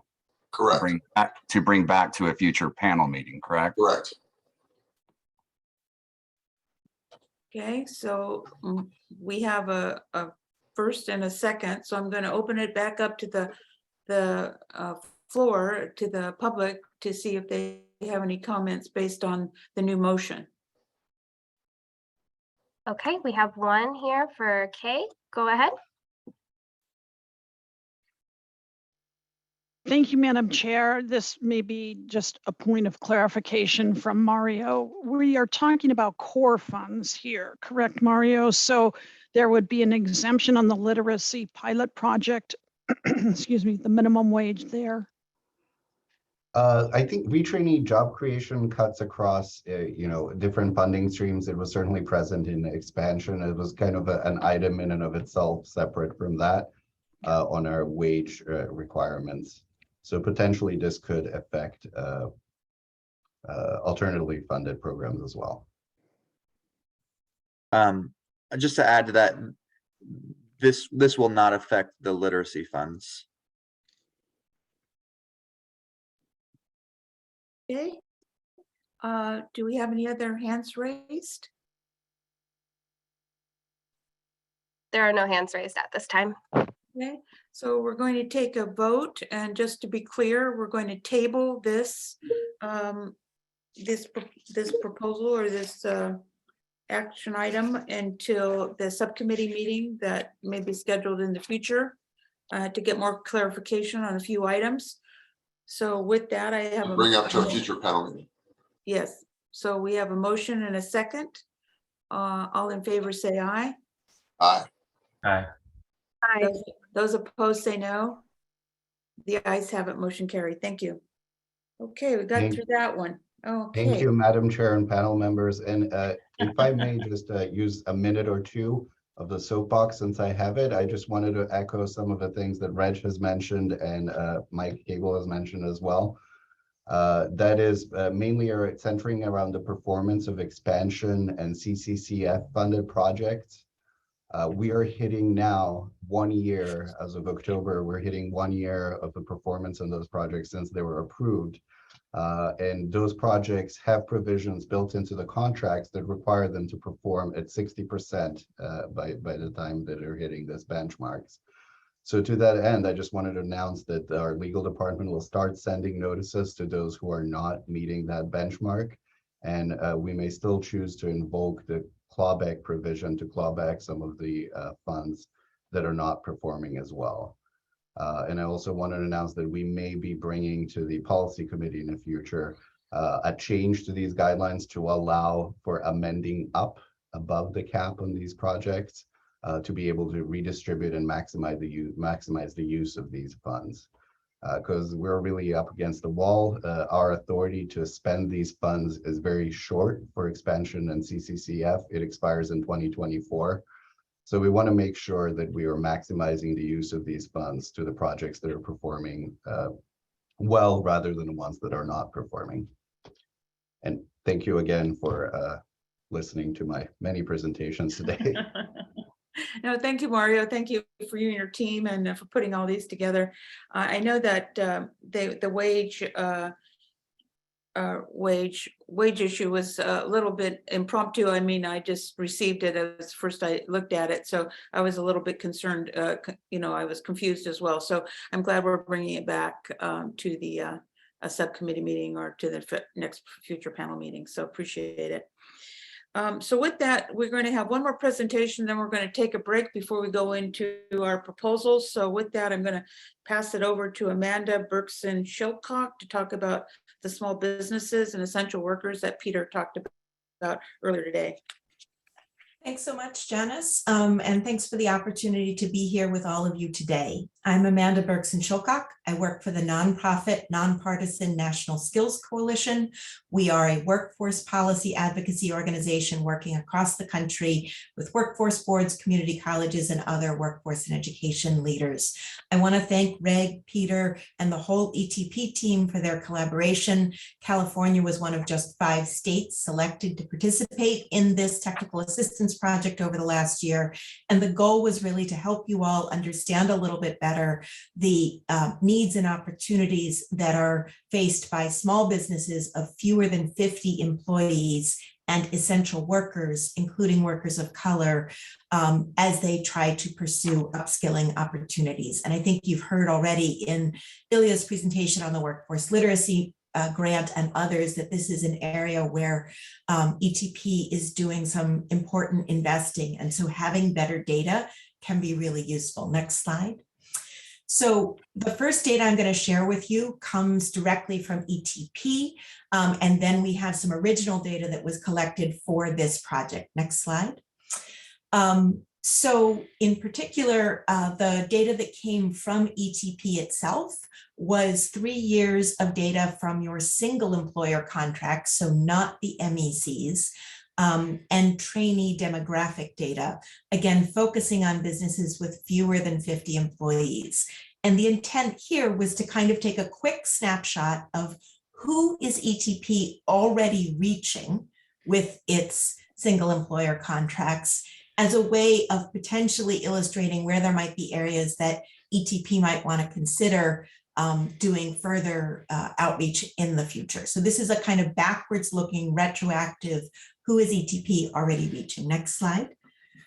And we really chose to focus in a portion of this project on the digital skills issue because we recognize, and I'll share a little bit of this research in a minute, that workers in every industry and almost every occupation now need digital skills, whether they are logistics workers working at a port, truck drivers, home health aides, entry-level healthcare workers in a nursing home or a hospital, food service workers, even folks at the beginning levels of our workforce increasingly need to be able to use digital skills. So that was a component of the research that we did to help inform ETP as it's developing future contracts or contract solicitations to really help understand what does the demand for digital skills look like and how can providers like ETP really help employers upskill workers with those in-demand skills. Next slide. So again, the first data that we looked at, oops, next slide, is the ETP data, go ahead, next slide, on very small businesses, those with fewer than 50 employees. Next slide. And we saw that many of the small businesses in this data were concentrated in Southern California. Next slide. We also saw that they were concentrated in a few, sorry, next slide. Might have a little delay here. Okay, there we go. That they were concentrated in a few specific industries, right? And probably none of these are a surprise to any of you on this panel, right? Manufacturing, heavily represented, folks in professional, scientific, and technical industries, and then the construction industry. So this is an illustration of where ETP's single employer contracts in the past 3 years have been doing a good job of reaching employers with fewer than 50 workers. And again, it just gives a kind of snapshot of a moment in time.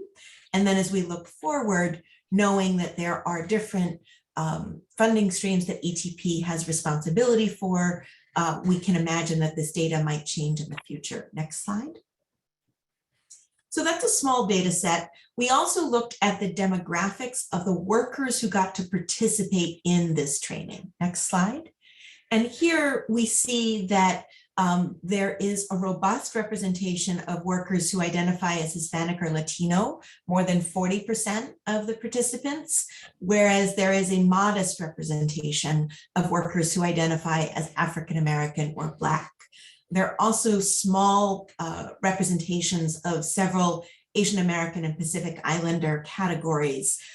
You can see in particular that Filipino workers are broken out there with 179 Filipino workers as trainees. Again, this is a small data set. It's just the 112 or so single employer contracts that ETP asked us to take a look at. So none of this data is definitive or is the whole picture, but taken together, it can present different aspects of the picture that you can put together sort of like a jigsaw puzzle. Next slide. So in addition to sort of looking backwards at existing data, we also gathered some new data.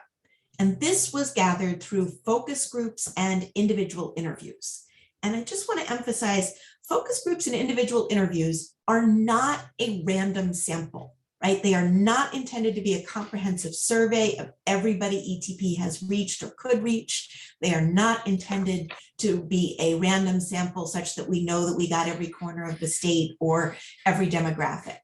Instead, they are really intended to help us do a deeper dive into what might be some of the stories behind the numbers. And so we get narrative data, right? We talk to people in a virtual room for an hour. We get their input on what their experience has been, either pursuing upskilling for their workers or not pursuing it, and why. And then we hear from workers themselves about why they might have pursued upskilling or not.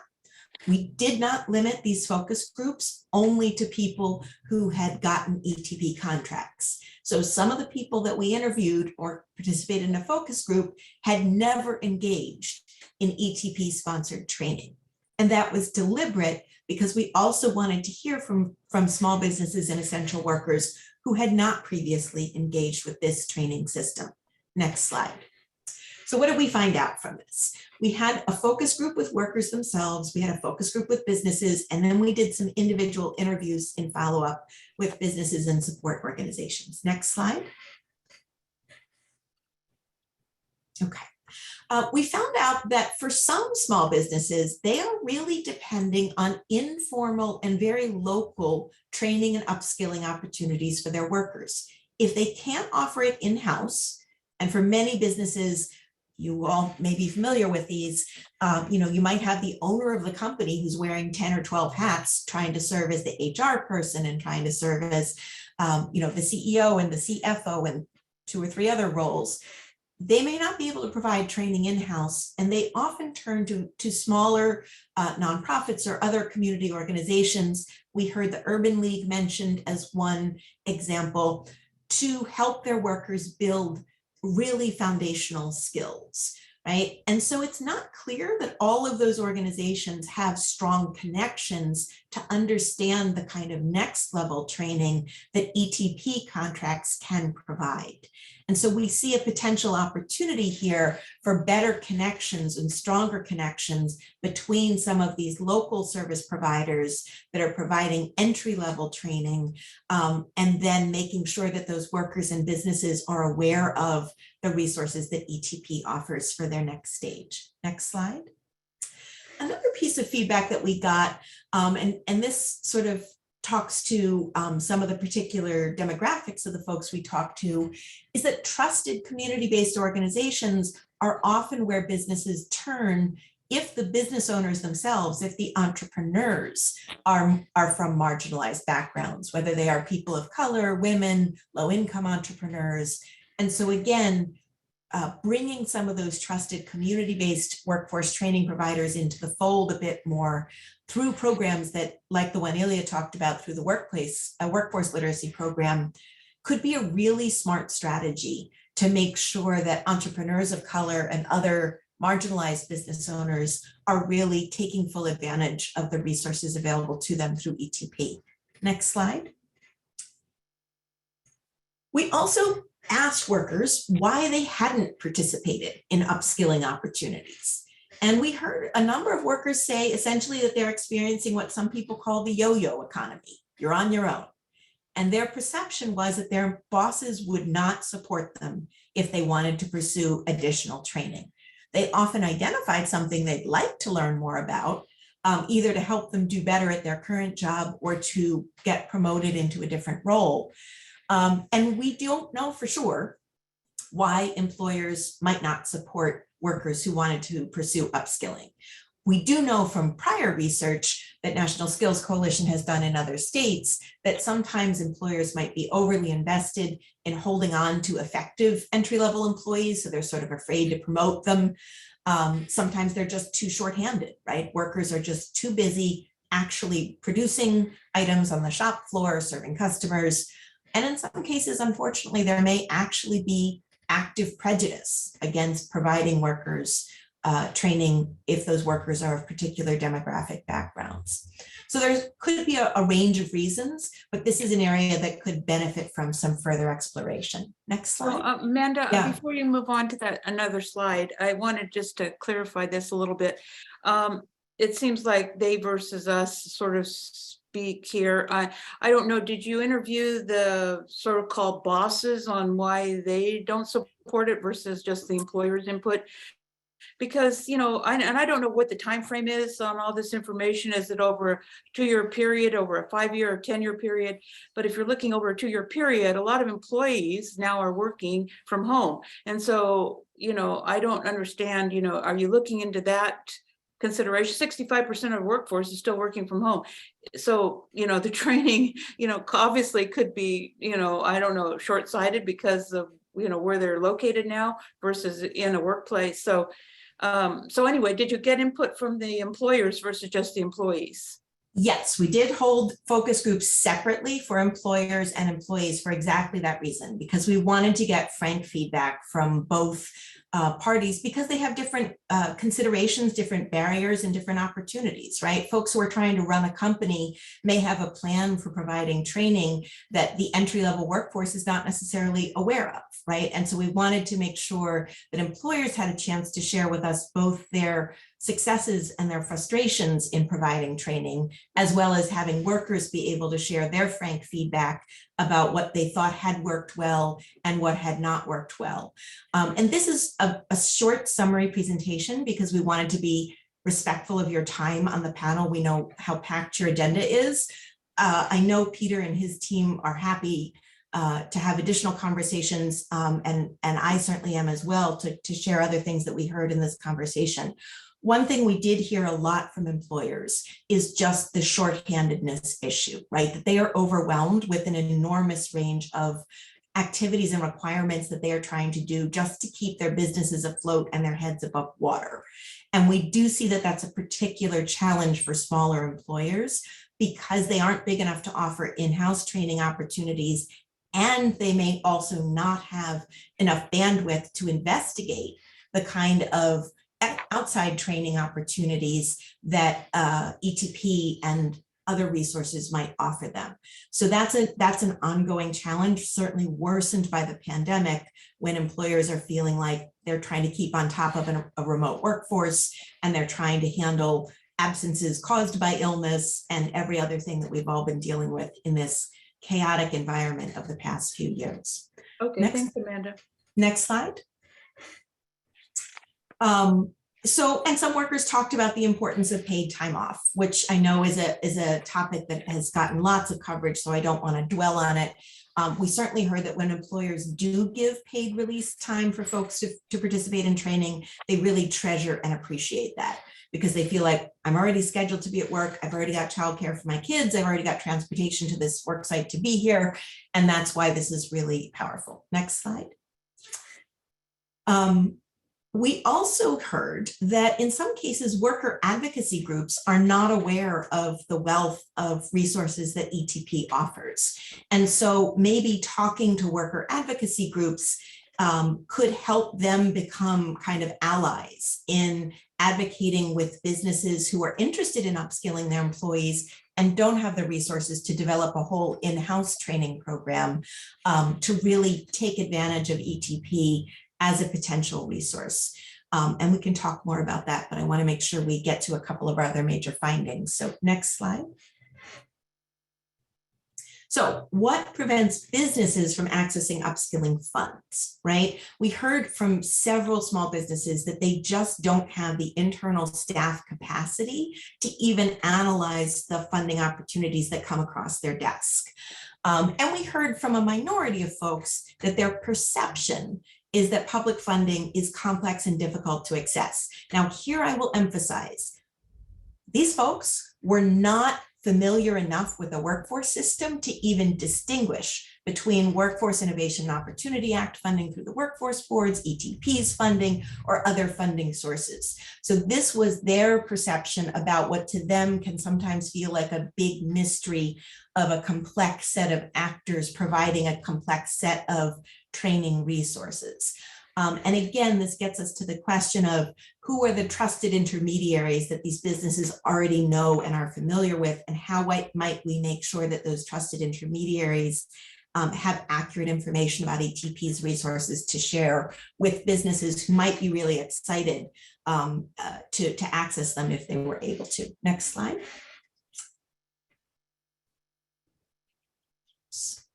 Okay. So we saw from one intermediary that we interviewed a sort of very blunt assessment of, how important it is to make things sort of plug and play. And for a different project, I've been back and forth a little bit with Ilya and the ETP team as the new workplace literacy funding has been developed. And I think that's a beautiful example of trying to make it as responsive to the feedback that employers are giving as possible. So I think, again, this sort of iterative process that ETP has developed over the years of getting feedback from employers in many different venues is kind of echoed here again, that the more that happens, the more employers appreciate and respond to it. Next slide. And we do hear over and over again that businesses trust their peers. And so to the extent that it's already happening, businesses really appreciated it. And then there might be an extent to which more of it could happen, which is to say a business that has a positive experience as an ETP, a contract awardee, is the best ambassador to let a peer business know about ETP opportunities. Next slide. So we've talked a lot about what we learned from the focus groups. I want to give you a sneak preview of one other piece of research that wasn't formally part of the technical assistance project we did for ETP, but which I think has very specific relevance for ETP's work. We heard over and over again that even frontline and entry-level positions for essential workers now require some technology skills. And a lot of workers have something called fragmented knowledge, right? So they might be comfortable using their smartphone to send a text or an email. That doesn't necessarily mean that they're comfortable sitting at a laptop or desktop computer to use Excel to create a budget spreadsheet, right? And both employers and workers were very united in sharing their perception that people need opportunities to build foundational digital skills, those sort of basic digital skills, and then higher level industry specific skills. So next slide. So the sneak preview I want to share with you is research that's coming out in January. Next slide. We looked at 43 million job ads nationwide that were posted during calendar year 2021. And nearly half of all job postings require applicants to have at least one digital skill, and 91% require at least one digital or potentially digital skill. So a digital skill is something like the job ad requires that you be comfortable using Microsoft Office or QuickBooks or Procore, the name of a software package in many cases, right? A likely or potentially digital skill is something like bookkeeping, where it's possible to still be doing bookkeeping with a pen and paper or calculator. But in the vast majority of cases these days, people who are required to have bookkeeping skills need to be comfortable doing that in a digital environment. We found, and this is true just for California specifically, so this data here that I'm showing you on the slide is nationwide data, but it is equally true for California specifically because we did look at California specifically. These findings are still true, even when we just narrow it to job postings that are seeking workers with a high school diploma or associate degree, and even for workers with only 0 to 2 or 3 to 5 years of experience, or job postings from smaller businesses. And we see very clearly that median hourly wages for jobs that require even one digital skill are significantly higher, about 23% higher than a job, than a job that requires no digital skills. So this is exciting preliminary findings, and we think this can help provide one more jigsaw puzzle piece to go with the focus group data and ETP's own contract data to better understand how the growth in the demand for digital skills might be relevant as ETP is thinking about future contract solicitations or just thinking about its work more broadly. So the last slide here just gives a quick summary of some potential considerations. If we move on to the last slide here. Oh, sorry, one more. Multiple ways to support digital skill building. Certainly it could be encouraged that employers explicitly include foundational skills as part of their training contracts. We did hear from several employers in this broader national research that they had made assumptions about their workers' digital skills. And then when the pandemic hit and everybody had to be working remotely, they had some rude wake-up calls about the degree to which workers might not have the digital skills necessary to be able to keep business running smoothly. We also heard that some employers are particularly focused on the cybersecurity pipeline and making sure that there's enough workers ready to move into that, because that's such an exploding area right now.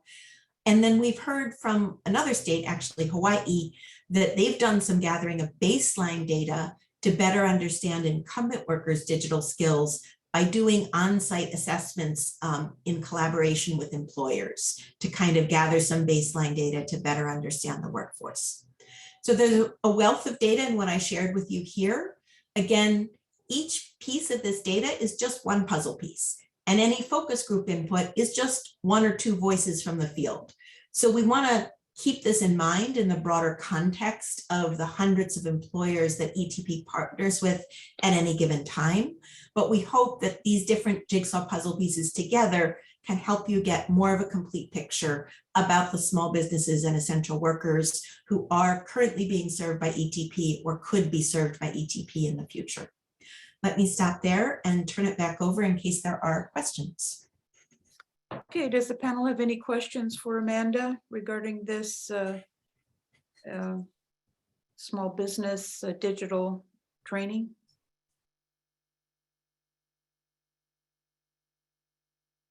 It looks like Peter has a question. Go ahead.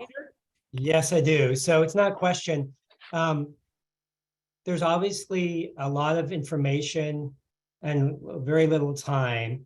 This is an important subject. And I would recommend that it be brought back to the policy committee so we have time to kind of unpack it, dig into it, and see if there's anything that the panel might want to pursue based on this information. That's just my recommendation. I like that suggestion, and I hope that Liz is listening and we can add this to an upcoming policy committee meeting. Yeah, and before we actually have that, I would suggest that you look at all of our small businesses that we funded in the past, over the last 5 years under computer-based training and computer skills. I know that there's a myriad of digital type of expertise around that. So you might want to check into some of the training curriculum that's already being performed with the ETP project. So would we need a motion to bring it back to the policy committee? no, I don't think so. There's nothing about a motion, is there? I mean, it's just. No, we can just do that as informational matter. Yeah, because Peter, this is the first time actually we've actually seen this Right. presentation. So, a lot of the panel members aren't aware of what's been going on. So, Okay.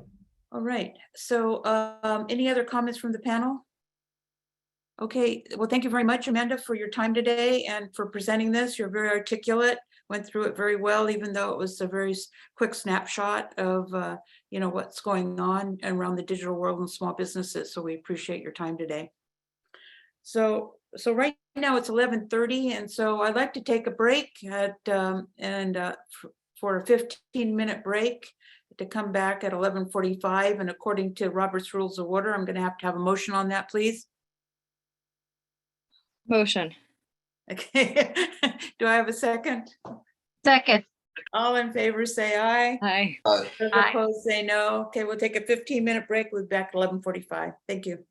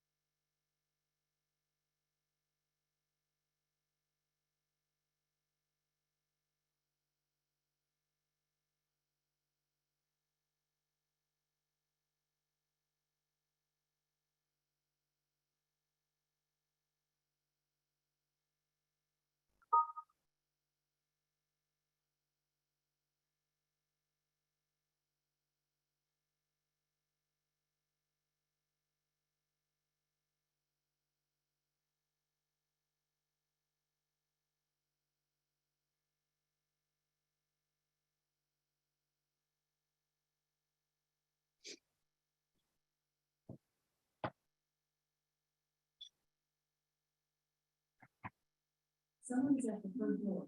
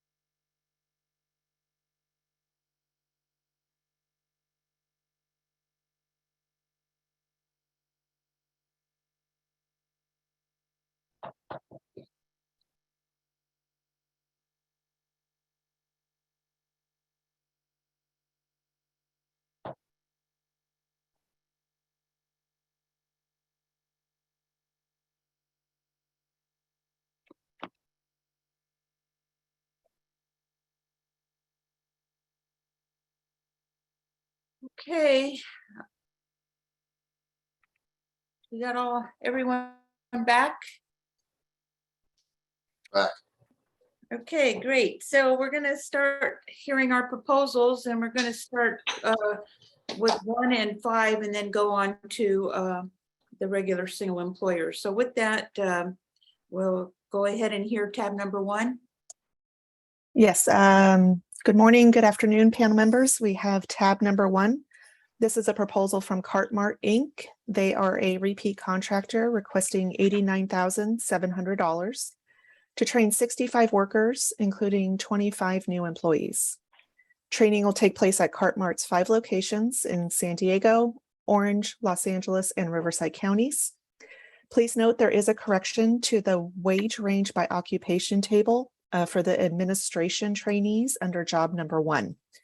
The correct wage range for these trainees is actually $27 to $59.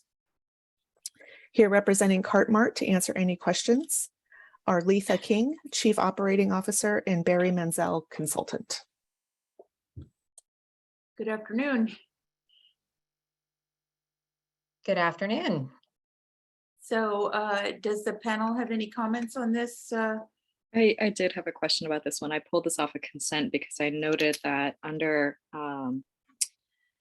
the wage payments that there's an incentive bonus of up to $3 per hour that's being used to meet the post-retention wage in job number 1. And I was hopeful that the applicant could elaborate as to what this incentive bonus is and how it's structured.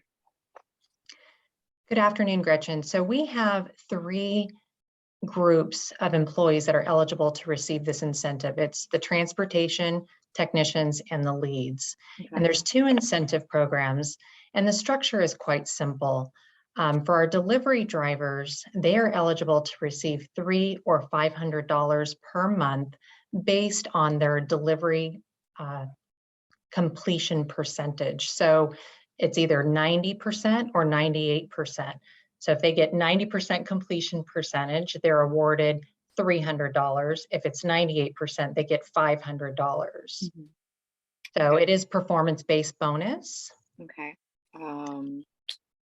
So how does that work then if you're training these technicians and leads, and if they don't meet that performance bonus and incentive bonus, but you're training them through our program, is there a risk that you're not going to be able to claim them in the work, or just how does that work? We haven't had that risk as of yet. All of our employees, all of our delivery drivers have been eligible for the bonus, either the $300 or the $500. So what I did is I calculated the numbers from January to present, and each of our delivery drivers have increased their wage by $3.12 per hour based on this incentive program. Okay, and are these incentive bonuses paid monthly, or are they held until the end of the year, or quarterly? Monthly. Monthly, okay. And then are these, just curious, this is an industry that fascinates me to no end. Are these drivers using their own personal vehicles? No, they're using company vehicles. CartMart vehicles, okay. Yes. Thank you very much. That concludes my questions. Thank you. Okay, so does the panel have any other questions for CartMart? Okay, hearing none, do I have a motion to approve CartMart for the $89,700? Motion to approve the training proposal for CartMart, ETP number E2230184, in the amount of $89,700. Okay, very good. Do I have a second? Second. Okay, I have a first and a second. Okay, before we make the motion to approve, I'm going to open it up to the public for any comments that they may have regarding this proposal. There are no hands raised at this time. Okay, so let's go ahead. We have a first and a second, so let's go ahead and make a motion to approve. All in favor, say aye. Aye. Aye. Those opposed, say no. The ayes have it, motion carried. Thank you. Thank you. Good morning, panel members. Kellen Hernandez here, and I will be presenting some of the proposals developed in the North Hollywood Regional Office and the single employer proposal from the San Diego Regional Office today. If you will please turn to tab number 5. Motivo Engineering LLC. This will be Motivo Engineering's second ETP contract in the last 5 years. Motivo Engineering is requesting $108,675 in total ETP funding. They plan to train a total of 100 retrainees over 2 job numbers. Motivo Engineering has locations participating in this project from Los Angeles and Orange counties. This training project will focus on implementing new equipment such as a laser cutter and press, as well as implementing a new enterprise resource planning software. Motivo Engineering's prior project earned 99% of their awarded funding amount. Here today representing Motivo Engineering, ready to address questions from the panel, is Chris Dunham, Chief HR Officer, Evan Garcia, Shop Manager, and Barry Menzel, Consultant. Thank you very much. Yes, I pulled this. It was more of an example around Productive Lab. Now, your Productive Lab is only 18% of the funding amount, which is acceptable as far as I'm concerned. However, what you have in your paragraph in your narrative is very different of what you have in your training curriculum. Your training curriculum says under Productive Lab, under commercial skills, it has things such as good manufacturing practices. That is not a Productive Lab training curriculum, nor would be inventory management, nor inspection techniques.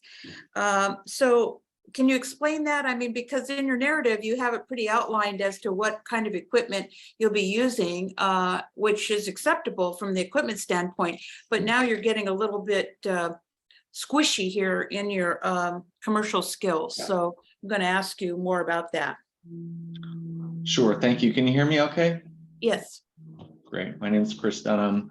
In regard to kind of the actual commercial skills maybe not matching the narrative, I understand that. I think we maybe could have expanded on the narrative a bit more. I think the nature of Motivo being a highly kind of training forward organization, engineering organization, lends to us wanting to list every single thing that we think qualifies as training here. We can definitely expand on how we, I mean, like what the good inventory management, manufacturing processes mean with regard to training, if that helps. Or we can adjust the narrative if that makes sense. Yes, so Chris, this is, I come from manufacturing, so I know what good manufacturing practices are, and it has nothing to do with running a piece of machinery. It has to do with, do you have the proper earplugs, hairnet, clean room, all of that sort of thing. So, the things that I would say would be under commercial skills would be actually running the pieces of equipment that you listed in your narrative. So all of these other things under commercial skills should not be listed under productive lab. So I would request that you actually relook at your productive lab training, because this is what happens. If for some reason we don't catch this, you're going to just do everything under productive lab, which is not the case of what productive lab is meant to be. And maybe you need to get more clarification of what exactly entails productive lab. Productive lab is actually anything that can't be taught on the classroom, or even on the floor to a certain respect. It would meaning like you cannot transport heavy equipment or a prototype or anything into a classroom. It has to be on the floor. So it has to be actually taught on the floor versus in a classroom. Any of some of these things that you have listed on your commercial skills can be taught in a classroom. So that's what I'm asking you to do, is kind of relook at that, your productive lab. And maybe you need a better clarification of what productive lab is all about. And Barry, I'm hoping that you can actually explain that better to them versus just putting a whole blanket list of things under productive lab. Yes, Janice. Can you hear me? Yes. Okay. Yeah. I really, the productive lab was meant to be only the equipment operations in the on the shop floor. So that the good manufacturing should be in the class lab, not in the productive lab. Yeah, there's more to it than that, though. There's, GMPs, there's inventory management, inspection techniques, there's work procedures. A lot of these things, shouldn't be under productive lab. So what you have under your narrative, is like running grinding machines, presses, lathes, machinery, pre-peg, composite, and layout technology, welding, CAD systems. Those are kind of things that could be put under productive lab, but not what I see here. So can we go ahead and, cut out a lot of these commercial skills that you have under here, because I don't want you to train them and say, oh yeah, they can be under productive lab, because it really can't. So that's what I'm asking you to do. We're happy to do that. Okay, so what I like to see is more under commercial skills. I'd like to see just the list of equipment that you have under your narrative. And again, it's not a lot of productive lab. You only have 18% or less than 18%. So it's not a whole lot of productive lab. I just am pulling you out as an example because we've seen this before, and I just don't want it to continue to think that that's okay to have productive lab and just put the whole gamut of training under productive lab. So with that, I will go ahead and make a motion to approve if you go ahead and reconfigure this commercial skills agenda that you have in your training curriculum. Yeah, we'll do that. Thank you. All right. Any other comments from the panel regarding this?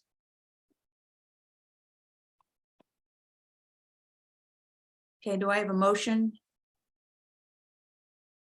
I have a motion to approve. I approved it for the reconsideration of reconfiguring your commercial skills training curriculum under what was actually stated in your narrative. And do I have a second? Second. Okay, I have a first and a second, but before we make a motion or to approve, I'm going to open it up to the public for any comments. There are no hands raised at this time. Okay, so I'd like to make a vote to approve. All in favor, say aye. Aye. Aye. Right. Those opposed say no. The ayes have it. Motion carried. Thank you. Okay, and we go to tab number 10. Yes, thank you, panel members. Next, we'll be reviewing the Apprentice and Journeyman Training Trust Fund of Southern California Plumbing and Piping Industry, which is requesting $489,514 in total ETP funding. The Apprentice and Journeyman Training Trust Fund of Southern California Pipe Trades is a repeat contractor and plans to train a total of 311 trainees in one job number. Here today representing the Apprentice and Journeyman Training Trust Fund, Southern California Pipe Trades, ready to address questions from the panel is Preston Reel, Chief Executive Officer, and Latimer Batat, Consultant. Okay, does the panel have any questions regarding this proposal? A similar line of questioning, please, for all the apprenticeship applicants, but if you could please elaborate for me on what you are doing to admit more women and people of color and those from disadvantaged communities into your apprenticeship program and how you're measuring your success. Thank you. Yes, I'd be happy to speak to that. We are currently and always recruiting other women, people of color. A lot of our constituents belong to certain organizations and are right now a lot of them are currently in Las Vegas for National Women Build Trade or Trade Women Build Nations. We are always recruiting. We are COE accredited, and all of our we have to report annually on our successes, and those measures are taken in with everything that we do. Thank you. Okay, any other questions from the panel? Okay, do I have a motion? Motion to approve the Apprentice and Journeyman Training Trust Funds for Southern California Plumbing and Piping Industry, contract number ET 23-0951 in the amount of $489,514. Second. Okay, I have a motion and a second, but before we go ahead and make a vote on it, I'd like to open it up to the public for any comments that they may have. There are no hands raised at this time. Okay, so with that, I'd like to get a motion to approve. All in favor, say aye. Aye. Aye. Aye. Those opposed, say no. The ayes have it. Motion carried. Thank you. Do please turn to tab number 11. The Associated Builders and Contractors of Southern California, Inc. Merit Training Trust Fund is requesting $498,760 in total ETP funding.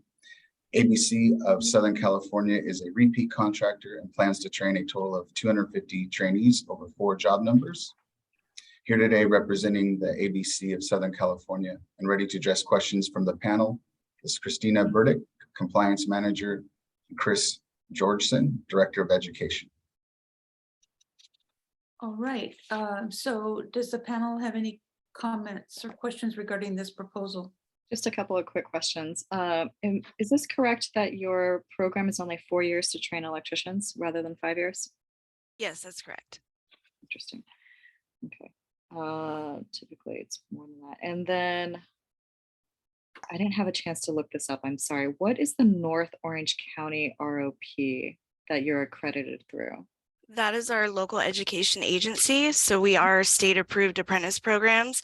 As such, we need a local education agency, and that's who our local education agency is. What's an ROP? Regional Occupational Program. Okay, got you. It's not a community college? No, it's not. Okay, got it.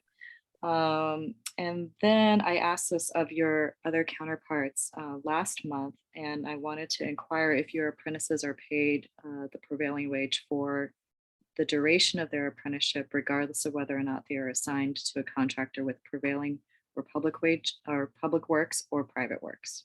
Correct. They make prevailing wage across the board. Thank you very much. All right, any other comments from the panel regarding this proposal? Madam Chair, I'd like to motion to approve the training proposal for the Associated Builders and Contractors of Southern California, Inc. Merit Training Trust Fund, contract number ET 23-0900 in the amount of $498,760. All right, do I have a second? I'll second. Okay, we have a second from Chris. So before we go ahead and take a vote on it, I'd like to open it up to the public for any comments they may have. Okay, we have Latimer has his hands up. You can speak. Yes, thank you. And good afternoon, panel members. I notice here on the record in front of you, it says that I am the consultant for this tab number 11. And just for record keeping purposes, just would like to have my name removed as I'm not the consultant. Thank you. Yeah, I didn't think that was correct because what she was talking was a different name that you had put on there, but that was on Yes. 11. Yeah, very good. Thank you, Latimer. Tab number 11, not Yeah. tab number 10 there. Yeah, it's 11. Yeah.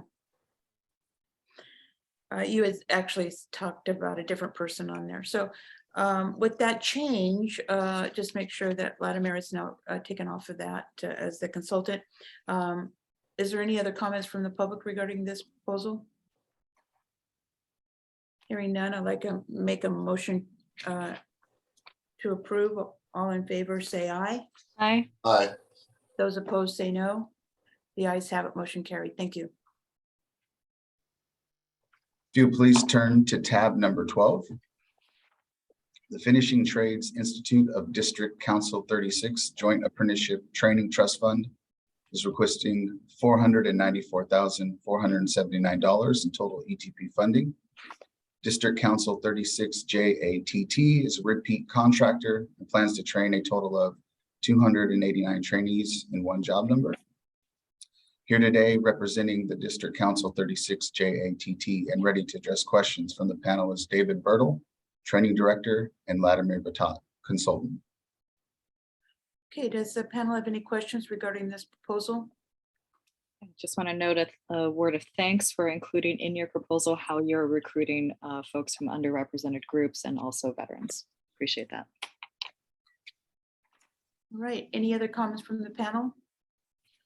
Do I have a motion? Motion to approve the Finishing Trades Institute of District Council 36 Joint Apprenticeship Training Trust Fund in the amount of $494,479. Second. Okay, we have a first and a second. Before we go ahead and take a vote, I'd like to open it up to the public for any comments that they have. There are no hands raised at this time. Okay, so I'd like to actually take a vote. All in favor, say aye. Aye. Aye. Those opposed, say no. The ayes have it, motion carried. Thank you. If you'll please turn to tab number 13. The Los Angeles and Orange Counties Air Conditioning and Refrigeration Apprentice Training Committee is requesting $494,661 in total ETP funding. The Los Angeles and Orange Counties Air Conditioning and Refrigeration ATC is a repeat contractor, plans to train a total of 309 trainees over 3 job numbers.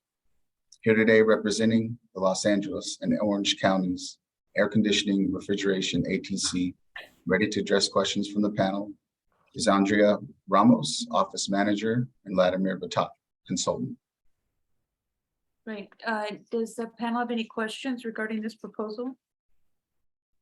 You want to elaborate on how you're recruiting people from disadvantaged communities or women and people of color? We are currently working with Winter, women in the non-traditional employment roles, and we're currently actively working with our UA and to do HVAC promotions for women. We have some initiatives that we're working on that we hope to increase that participation and application to bring women to come in more for the program. Thank you. Any other questions from the panel regarding this proposal? Motion to approve the training proposal for the Los Angeles and Orange Counties Air Conditioning and Refrigeration Apprentice Training Committee in the amount of $494,661. Okay, do I have a second? Second. Okay, we have a motion and a second. So I'm going to open it up to the public before we take a vote. Any comments from the public? There are no hands raised. Okay, so with that, I'm going to take a motion to vote on it. All in favor, say aye. Aye. Aye. Those opposed, say no. The ayes have it, motion carried. Thank you. Thank you. If you'll please turn to tab number 14. the Operating Engineers and Northern California Surveyors Pre-Apprentice, Apprentice, and Journeyman Affirmative Action Training Fund, or also known as the Technical Engineers Apprenticeship, is requesting $441,000,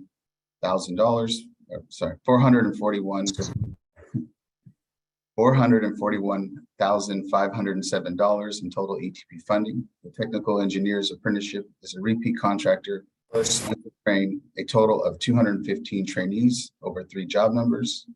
Here today representing the Technical Engineers Apprenticeship and ready to address questions from the panel is Lois Blackwell, Administrator, and Vladimir Batak, Consultant. Very good. Does the panel have any questions or comments? Same regarding questions this as the proposal? previous applicants, please. And I know title says affirmative action. Find that intriguing. Go ahead. Okay. Hi, I guess good afternoon at this point.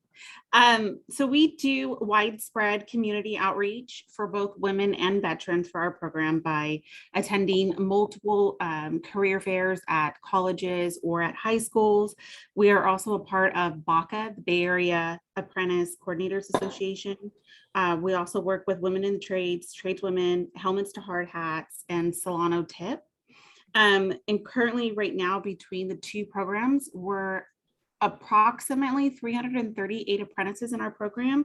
And with that, we have 32 women and 25 veterans, and our minority percentage is 53.4. Thank you.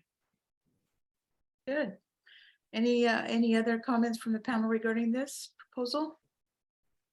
Thank you for the detailed information. And at this point, I'd like to approve the training proposal for the Operating Engineers and Northern California Surveyors Pre-Apprentice, Apprentice, and Journeyman Affirmation Action Training Fund in the amount of $441,507. Second. We have a first and a second. Before we go and take a vote on it, I'd like to open it up to the public for any comments regarding this proposal. There are no hands raised at this time. Okay, no hands raised. So with that, I'd like to have a vote on this. So all in favor, say aye. Aye. Aye. Those opposed, say no. The ayes have it. Motion carried. Thank you. Thank you. If you'll please turn to tab number 15. The Southern California Floor Covering Apprenticeship and Training Trust Fund is requesting $413,800 in total ETP funding. Southern California Floor Covering Apprenticeship and Training Trust Fund plans to train a total of 260 trainees over 2 job numbers. Here today representing the Southern California Floor Covering Apprenticeship and Training Trust Fund, ready to address questions from the panel is Sean Padilla, Coordinator, and Vladimir Batak, Consultant. Hello. So with that, I'm going to ask the panel if they have any comments or questions regarding this. Same questions I've been asking of the other applicants, please. What efforts are you undertaking to recruit more women and people of color into your trade and apprenticeship program? Yeah, good afternoon. We are currently working with the Winters program, and we offer tours at the training center at least twice a month with Winters to tour the facility. We reach out with other organizations such as the PV Jobs, Hire LAX, Job Corps, MC3 program. So we're always offering tours to them and we stay in connection with them. Also, we currently have 3 women, female apprentices currently, and we currently have 3 veterans also in our apprenticeship and 1 reservist also, Army Reserve. Need to get those numbers up. Thank you. Appreciate that. And just out of curiosity, what is your emblem? I'm familiar with most trades plugs or logos, and I can't picture yours for floor coverings. Oh, the lion emblem, you mean? Oh, yours is the lion. Okay, I got you. GC Fighting 36. lion. Thank you. Okay. Thank you. Thank you. Keep up the good fight. So any other comments from the panel regarding this proposal? Motion to approve the training proposal for the Southern California Floor Covering Apprenticeship and Training Trust Fund in the amount of $413,800. Second. Okay, we have a motion, a first and a second. So before we take a vote, I'm going to open it up to public if they have any comments regarding this proposal. There are no hands raised. Hearing none, we're going to take a vote. All in favor of this proposal for $413,800. say aye. Aye. Those opposed say no. The ayes have it, motion carried. Thank you. If you'll please turn to tab number 16. The UA Local 342 Joint Apprenticeship and Training Trust is requesting $493,433 in total ETP funding. The UA Local 342 JTC is a repeat contractor who plans to train a total of 311 trainees over 2 job numbers. Here today representing the UA Local 342 JTC and ready to address questions from the panel is Al Garcia, Training Director, and Vladimir Batat, Consultant. All right, thank you. Does the panel have any questions regarding this proposal? Same line of questions, please. If you can respond to your outreach efforts to have more women and people of color and those from disadvantaged communities enter your apprenticeship program. Good afternoon. So in our standards registered with the state, we have direct entry language for approved pre-apprenticeship programs. We do a lot of work with the Cypress Mandela program in Oakland, Rising Sun in Oakland, and Richmond Build in Oakland. And we participate in training sessions over there, and we work with mock interviews. And as a result of that, we have obtained quite a few more women into the program. So October of 2020, we had 14 women in our program. We currently have 24 women in our program. I think that's helping us move the needle. Excellent. Thank you very much. Any other questions from the panel regarding this proposal? I do have one thing going forward. As Gretchen has been asking about, women in the trades, it would be great if you could actually put something regarding, what your efforts are to recruit, women or people of color. I know you have veterans in there as well. So any kind of diversity candidates that you could actually put it in your narrative, that would probably help as well for us to understand better kind of what you're doing to recruit into the trade. So.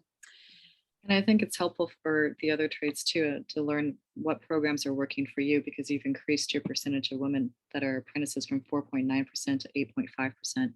And the industry average in construction is hovering around 2%. So kudos to you. And the more that you can share that information, the better. Thank you. Thank you.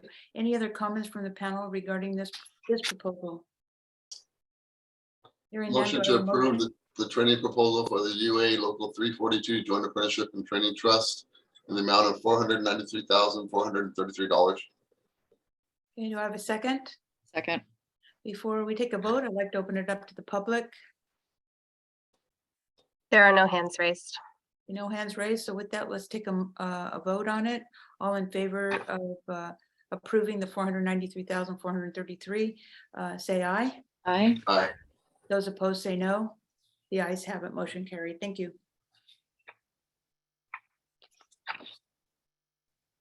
Good afternoon, panel members.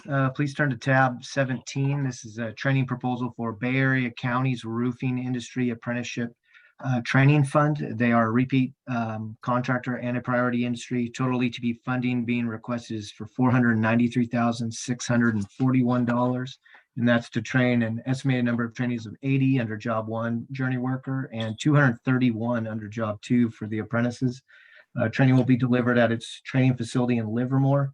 And this will be the Bay Area Roofers' 9th ETP contract, and it's 5th within the last 5 years. And here today to answer your questions are Dan Smith, Director of Apprenticeship, and Vladimir Batat Advisories. All right. So with that, does the panel have any comments or questions regarding this proposal? I reached out to about 8 apprentices today. I've got 4 confirmed. Heard my questions of the other applicants. Is there anything for you to add? I can't hear you. Whoever's talking in the background there. So we'll see what the responses are from the others. I think there's like I said, I think I reached out to 8 or 9. Okay. I think they're having another conversation. Oh, are they? Dan, are you available there? I think that they're. Okay. Somebody has a hot mic out there, so I think it's Dan trying to talk. He's just not hitting the mic probably, or the pickup. Oh, okay. Very well from what I can tell, but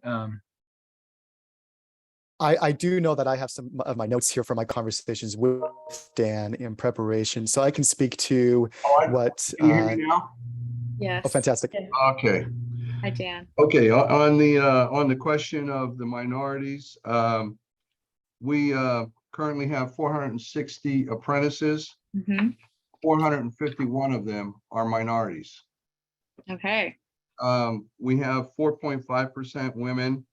One of the things that's good and bad, a lot of our women are recruited into different positions, project managers and safety, which I think eventually will attract more women and get the guys that are out in the field used to seeing women around. So, and then on quite a few of them take the opportunity to go into other trades and with our blessing. And I definitely see the workforce changing. Amazing to me, as I was looking at this data, we have 20 people over the age of 50 in our apprenticeship program, 5 of them over the age of 60. That's the way the workforce is changing, and it's interesting to see people come in. Wow. Okay. Thank you for sharing that. Okay, any other comments from the panel regarding this proposal? Motion to approve the training proposal for the Bay Area County's Roofing Industry Apprenticeship Training Trust Fund in the amount of $493,641. Okay, so I have a motion. Do I have a second? Second. We have a motion and a second. Before we go ahead and take a vote on it, I'd like to open it up to the public for any comments they may have. There are no hands raised at this time. Okay, I'd like to take a vote on it, please, for $493,641. All in favor, say aye. Aye. Hey. Those opposed, say no. The ayes have it. Motion carried. Thank you. If you can still hear me, can I make a quick comment? Oh, sure. I Go ahead. want to thank all of you for what you do. When we first got our first grant, we were fledgling and barely making it. You became our basic survival. But over the years, we have advanced so much so that we didn't use ETP money for it because we didn't put it in the grant. But last Saturday, we graduated 98 people from Stanford VDC program, which is virtual design and construction. It's a new way of thinking that we all have to embrace. We talked earlier, they were talking about digital learning, and we are doing that. And the question was, with such a large group of people whose language or their primary language was not English, would we be successful? We started with 101, we graduated 98. And our whole goal is to create a situation in which it is completely unnecessary for any out-of-state contractor to come into California and do work. I think that's where we're going to increase, employment. Well, thanks, Dan. One of the things you can actually put in a next contract would be those kind of sentiments. I think it will go a long way, as well. So at least from the panel standpoint. So appreciate those comments. So let's go ahead and move on to tab number 18. Yes, please turn to tab 18. This is a proposal from Carpenter Training Trust Fund for Northern California. They are a repeat contractor requesting $494,000 to train 304 apprentice trainees. Here representing Carpenter Training Trust to answer any questions are Scott Lewis, Executive Director, and Latimer Batat, Consultant. Okay, does the panel have any questions regarding this proposal? Okay, hearing none, do I have a motion? Motion to approve the training proposal for the Carpenter Training Trust Fund, Northern California, in the amount of $494,000. Okay, do I have a second? Second. We have a motion and a second. So before we go ahead and take a vote on it, I'd like to open it up to the public if they have any comments regarding this proposal. There are no hands raised at this time. Okay, so we have a motion and a second. So I'm going to take a vote on it to approve the $494,000. All in favor, say aye. Aye. Those opposed, say no. The ayes have it. Motion carried. Thank you. Okay, next we have tab 19. This is a proposal from Heat and Frost Insulators and Allied Workers of Northern California and local number 16 Apprentice Training Trust. They are a repeat contractor requesting $349,044 to train 204 apprentice trainees. Here representing Heat and Frost Insulators to answer any questions are William Hammond, the JETC representative, and Vladimir Batat, consultant. Okay, does the panel have any questions for this group? Okay, hearing none, do I have a motion to approve? Motion to approve the training proposal for the Heat and Frost Insulators and Allied Workers from Northern California, local number 16 Apprenticeship Training Trust in the amount of $349,044. Thank you. Second. Okay, we have and Rick, did you go ahead? Second. Yep. A second that? Yes. Okay, so we have a first and a second.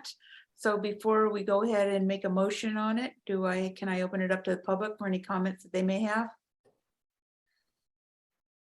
There are no hands raised at this time. Okay, so no hands raised. So with that, can we take a vote on to approve the $349,044? All in favor, say aye. Aye. Aye. Those opposed, say no. The ayes have it. Motion carried. Thank you. Thank you. Okay, next up is tab 20. This is a proposal from Northern California Elevator Industry Joint Apprentice Training Committee Trust Fund. They are a repeat contractor requesting $494,000 to train 304 apprentice trainees. Here representing Northern California Elevators to answer any questions are Greg Hardiman, JETC Chairman, and Vladimir Batat, Consultant. Okay. Vladimir, you're very busy with these apprenticeship programs. It's been a busy day. You got your work cut out for you. Yes. Okay, so with that, does the panel have any comments or questions regarding this proposal? Okay, hearing none, do I have a motion? Motion to approve the training proposal for the Northern California Elevator Industry Joint Apprenticeship Training Committee Trust Fund in the amount of $494,000. Okay, do I have a second? Second. Okay, so I have a motion, a first and a second. So before we take a vote, I'd like to open it up to the public if they have any comments regarding this proposal. There are no hands raised at this time. No hands raised. Okay, so with that, I would like to take a vote on this. All in favor to approve the $494,000, say aye. Aye. Aye. Aye. Those opposed, say no. The ayes have it. Motion carried. Thank you. Thank you. Okay, next one, tab 21. This is a proposal from Stationary Engineers Northern California and Northern Nevada Apprenticeship and Training Trust Fund. They are a repeat contractor requesting $494,126 to train 214 apprentice trainees. Here representing Stationary Engineers to answer any questions are James Anderson, Apprenticeship Coordinator, and Vladimir Batat, Consultant. Hey, does the panel have any questions for this proposal? Okay, hearing none, do I have a motion? Motion to approve the proposal for the Stationary Engineers Northern California and Northern Nevada Apprenticeship and Training Trust Fund in the amount of $494,126. And do I have a second? Second. Okay, so we have a first and a second. So before we take a vote, I'd like to open it up to the public for any comments that they have. There are no hands raised at this time. Okay, so let's go ahead and take a vote on it. Vote to approve the $494,126. Say aye. Aye. Aye. Those opposed, say no. The ayes have it. Motion carried. Thank you. Thank you. Okay, so that pretty much ends our apprenticeship programs for the year. I think we have maybe a couple more that may filter in, but for the most part, most of them are actually already been approved. So appreciate that. So we'll go on to our single employers. Yes, that would be tab 22. This is a proposal from Bernard's Bros, Inc. They are a repeat contractor requesting $310,500 to train 300 workers. Training will take place at their 5 locations in San Fernando, Irvine, Ontario, Fresno, and San Luis Obispo. Here representing Bernard's Bros to answer any questions are Sarah Johnson, Director of HR and Learning and Development, and Charlona Cole, Chief HR Officer. Okay, does the panel have any questions or comments for this proposal? It's related to the construction industry, so similar questions what I've been asking of the apprenticeship programs. What are you doing to recruit more of your workforce from disadvantaged communities, or adding more women or people of color to your workforce? Yeah, hi, this is Sarah Johnson with Bernard's. And so we actually have an internal committee that's actually really committed to recruiting a more diverse workforce. We partner with outside agencies and have worked closely with Homeboy Industries. And we actually are going to a school, a high school in January called Simon Tech, which is in Watts, to actually target high school students to make them more aware of the construction industry. We're also a part of Women in Operations Construction, and that helps also recruit in women for our industry. Thank you. Any other comments from the panel regarding this proposal? Motion to approve the training proposal for Bernard's Brothers, Inc. in the amount of $310,500. Okay, I have a first and a second. Before we go ahead and take a vote on it, I'd like to open it up to the public for any comments that they have. There are no hands raised at this time. Okay, so with that, I'd like to make a motion to approve the $310,500. All in favor, say aye. Aye. Aye. Those opposed, say no. The ayes have it, motion carried. Thank you. Okay, please turn to tab 23. This is a critical proposal from Relativity Space, Inc. They are a first-time contractor requesting $383,640 to train 834 workers, including 284 new employees. Training will take place at Relativity Space's location in Long Beach. Also, this is a project that is a result of a collaboration between ETP and GoBiz to engage partnerships and organizations to develop contracts for commercial space, Department of Defense supply chain, and other advanced technologies in California. Please note there is a correction to the health benefits section. Relativity Space does pay health benefits, but they are not being used to meet the ETP wages. Here representing Relativity Space to answer any questions are Adam Yamaguchi, Head of Talent Development, and Kim Edelman, Consultant. Good morning, good afternoon, I guess. So does the panel have any questions regarding this critical proposal? I do, Madam Chair. Normally, I am all about high wages. Love it, love it, love it. However, your wage ranges that I can see in the proposal are a little bit they're very wide, where engineers are making between $25 and a penny up to $150, and similar with the support staff and the manufacturing technicians. So I was hopeful that you can kind of elaborate for me, narrow that wage range a little bit more for me. How many of those engineers are earning, closer to the bottom versus up at the very top for $150 an hour? And then yeah, sure. Engineer. I'm just kidding. Yeah, can you hear me okay? Yeah. Okay, yeah. So I'd say most of them fall within the mid-range there. And if you want an exact number, I can come back and get that to you. Within engineering, we have additive, robotics, avionics, software, manufacturing, so across several different teams. And depending on the skill set and experience, the wages will vary within each of those engineering department teams.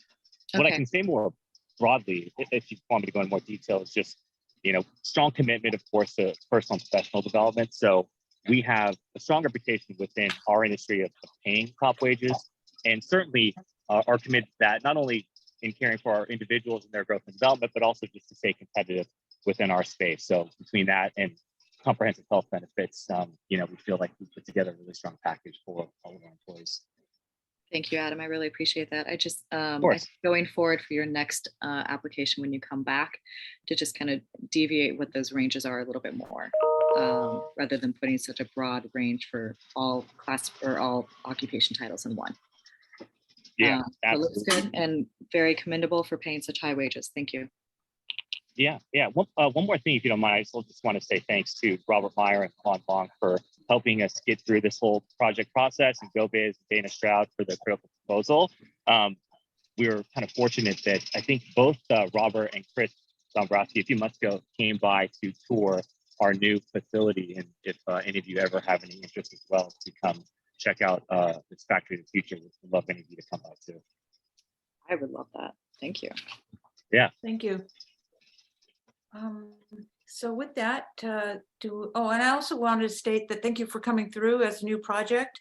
I noticed that we had 8 new projects this month, and I continue to encourage the contractors, subcontractors to come forward. And actually, a lot of them came out of the San Francisco region, so I do applaud you for that as well. Developing a new project can be a lot more difficult than retraining project. So I appreciate you coming forward this month. So with that, do I have a motion to approve? Motion to approve this critical proposal for Relativity Space, Inc. in the amount of $383,640. He's so good. I'll second that.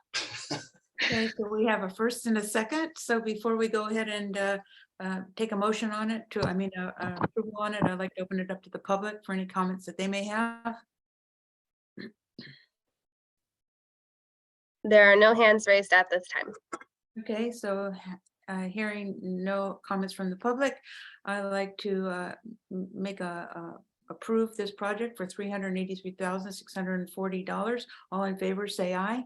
Aye. Aye. Those opposed, say no. The ayes have it, motion carried. Thank you. Okay, please turn to tab 24. This is a proposal from United Parcel Service, Inc. They are a repeat contractor requesting $414,000 to train 500 workers. Training will take place at their 2 training facilities in Manello Park and Riverside. Please also note there is a correction to the union section of the proposal. United Parcel Service workers are represented by 2 unions. Teamsters Joint Council 42 represents the Southern California workers. And the union that is missing is Teamsters Joint Council 7, and they actually represent the Northern California workers. ETP does have both union support letters on file. Here representing United Parcel Service to answer any questions is Shane Simpson, West Region Tax Manager. Thank you, Jana. So with that, I'm going to ask the panel if they have any questions regarding this proposal. I believe there's some questions. Yes, I have a couple quick questions. So UPS has always been, I grew up in a really rural area, and it was known of like our UPS driver had a phenomenal job. And that was one way to leave a very small town that I grew up in and have a solid quality career. And something came across my Twitter feed the other day, and I just wanted to double check with this because it was from Union Drip. And it showed an image of a UPS ad that essentially seemed to be gigifying your driver positions and jobs. And the quote from Union Drip was, "Gig driving is exploitive, and in this case, stealing money from collectively bargained workers." And I just wanted to inquire with you as to whether or not you have a solid commitment to retain these positions that we are helping to train for, to not gigify them and make them 1099 positions, which would then you wouldn't be able to receive ETP funding. Absolutely. Gretchen, can you hear me? Yes. Okay, great. I think, and I'm not an HR or labor expert. I'm with the tax department, but I think what they're referring to are the drivers that are sometimes used during the Christmas season for just a very short period of peak driving needs. We absolutely, all of our drivers that we have are full-time, represented by union, and we have a strong commitment to the union. The driver that you're referring to is just a temporary help to help us get, through that Christmas season. But we absolutely, and I've confirmed it through our management committee folks that we're going to hit the 500 drivers. These are full-time UPS folks, and we absolutely will hit that number. Okay, I appreciate that very much. Thank you for taking the high road and preserving those jobs that pay great wages and benefits and really help those families thrive, like where I grew up. Appreciate you. Yeah, just from the drivers on UPS, I mean, I worked in manufacturing as well. I know we bought some of your training programs to work with our drivers as well. So I know you've got a pretty solid driver program. Obviously, it's for sale, so it must be pretty well developed. So Yeah, it's developed in-house. It's very neat. We have some really state-of-the-art technology, virtual reality, like you can simulate being a UPS driver virtually. It's really cool. And then we have, you know, a course set up on our facilities where you can drive through a pretend neighborhood to, you know, simulate what it is it requires to be a driver. yeah, all I remember is right. You know, try to make Absolutely. everything. So The that's what most I remember. efficient. It was like a step program. All right. So with that, do I have a motion to approve? Motion to approve the training proposal for the United Parcel Service, Inc. in the amount of $414,000.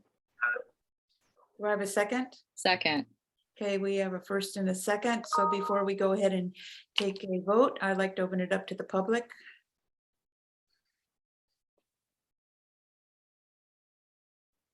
There are no hands raised at this time. Okay, no hands raised. So with that, let's go ahead and take a vote on it. All in favor of supporting the 414,000 to United Parcel Service, say aye. Aye. Those opposed say no. The ayes have it. Motion carried. Thank you. I just want to thank Shane too and UPS for brightening my day with the UPS dog account too. Whenever I'm feeling down, I could just go see the dogs and the drivers. Thank you. Okay, next up, please turn to tab 25. This is a proposal from Vitas Healthcare Corporation of California. They are a repeat contractor requesting $499,928 to train 572 workers. Training will take place at Vitas 13 locations throughout California. Here representing the company to answer any questions are Johanna Pedre, VP Workforce Development and Training, and Karen Peterson, Chief Nursing Officer, VP. All right, so does the panel have any comments regarding the proposal? Motion to approve the training proposal for Vitas Healthcare Corporation of California in the amount of $499,928. Okay, do I have a second? Second. Okay, you have a first and a second. So before we go ahead and take a vote on it, I'd like to open it up to the public if they have any comments regarding this proposal. There are no hands raised at this time. Okay, so with that, I'd like to go ahead and make a vote to approve the $499,928. All in favor, say aye. Aye. Right. Those opposed say no. The ayes have it. Motion carried. Thank you. If you will please turn to tab number 26, Balfour Beatty Construction LLC. This will be Balfour Beatty's third ETP contract, but second in the last 5 years. Balfour Beatty is requesting $247,020 in total ETP funding. They plan to train a total of 277 retrainees over 3 job numbers. Balfour Beatty has locations participating in this project from the following counties: San Diego, Orange, Riverside, Ventura, and Sacramento.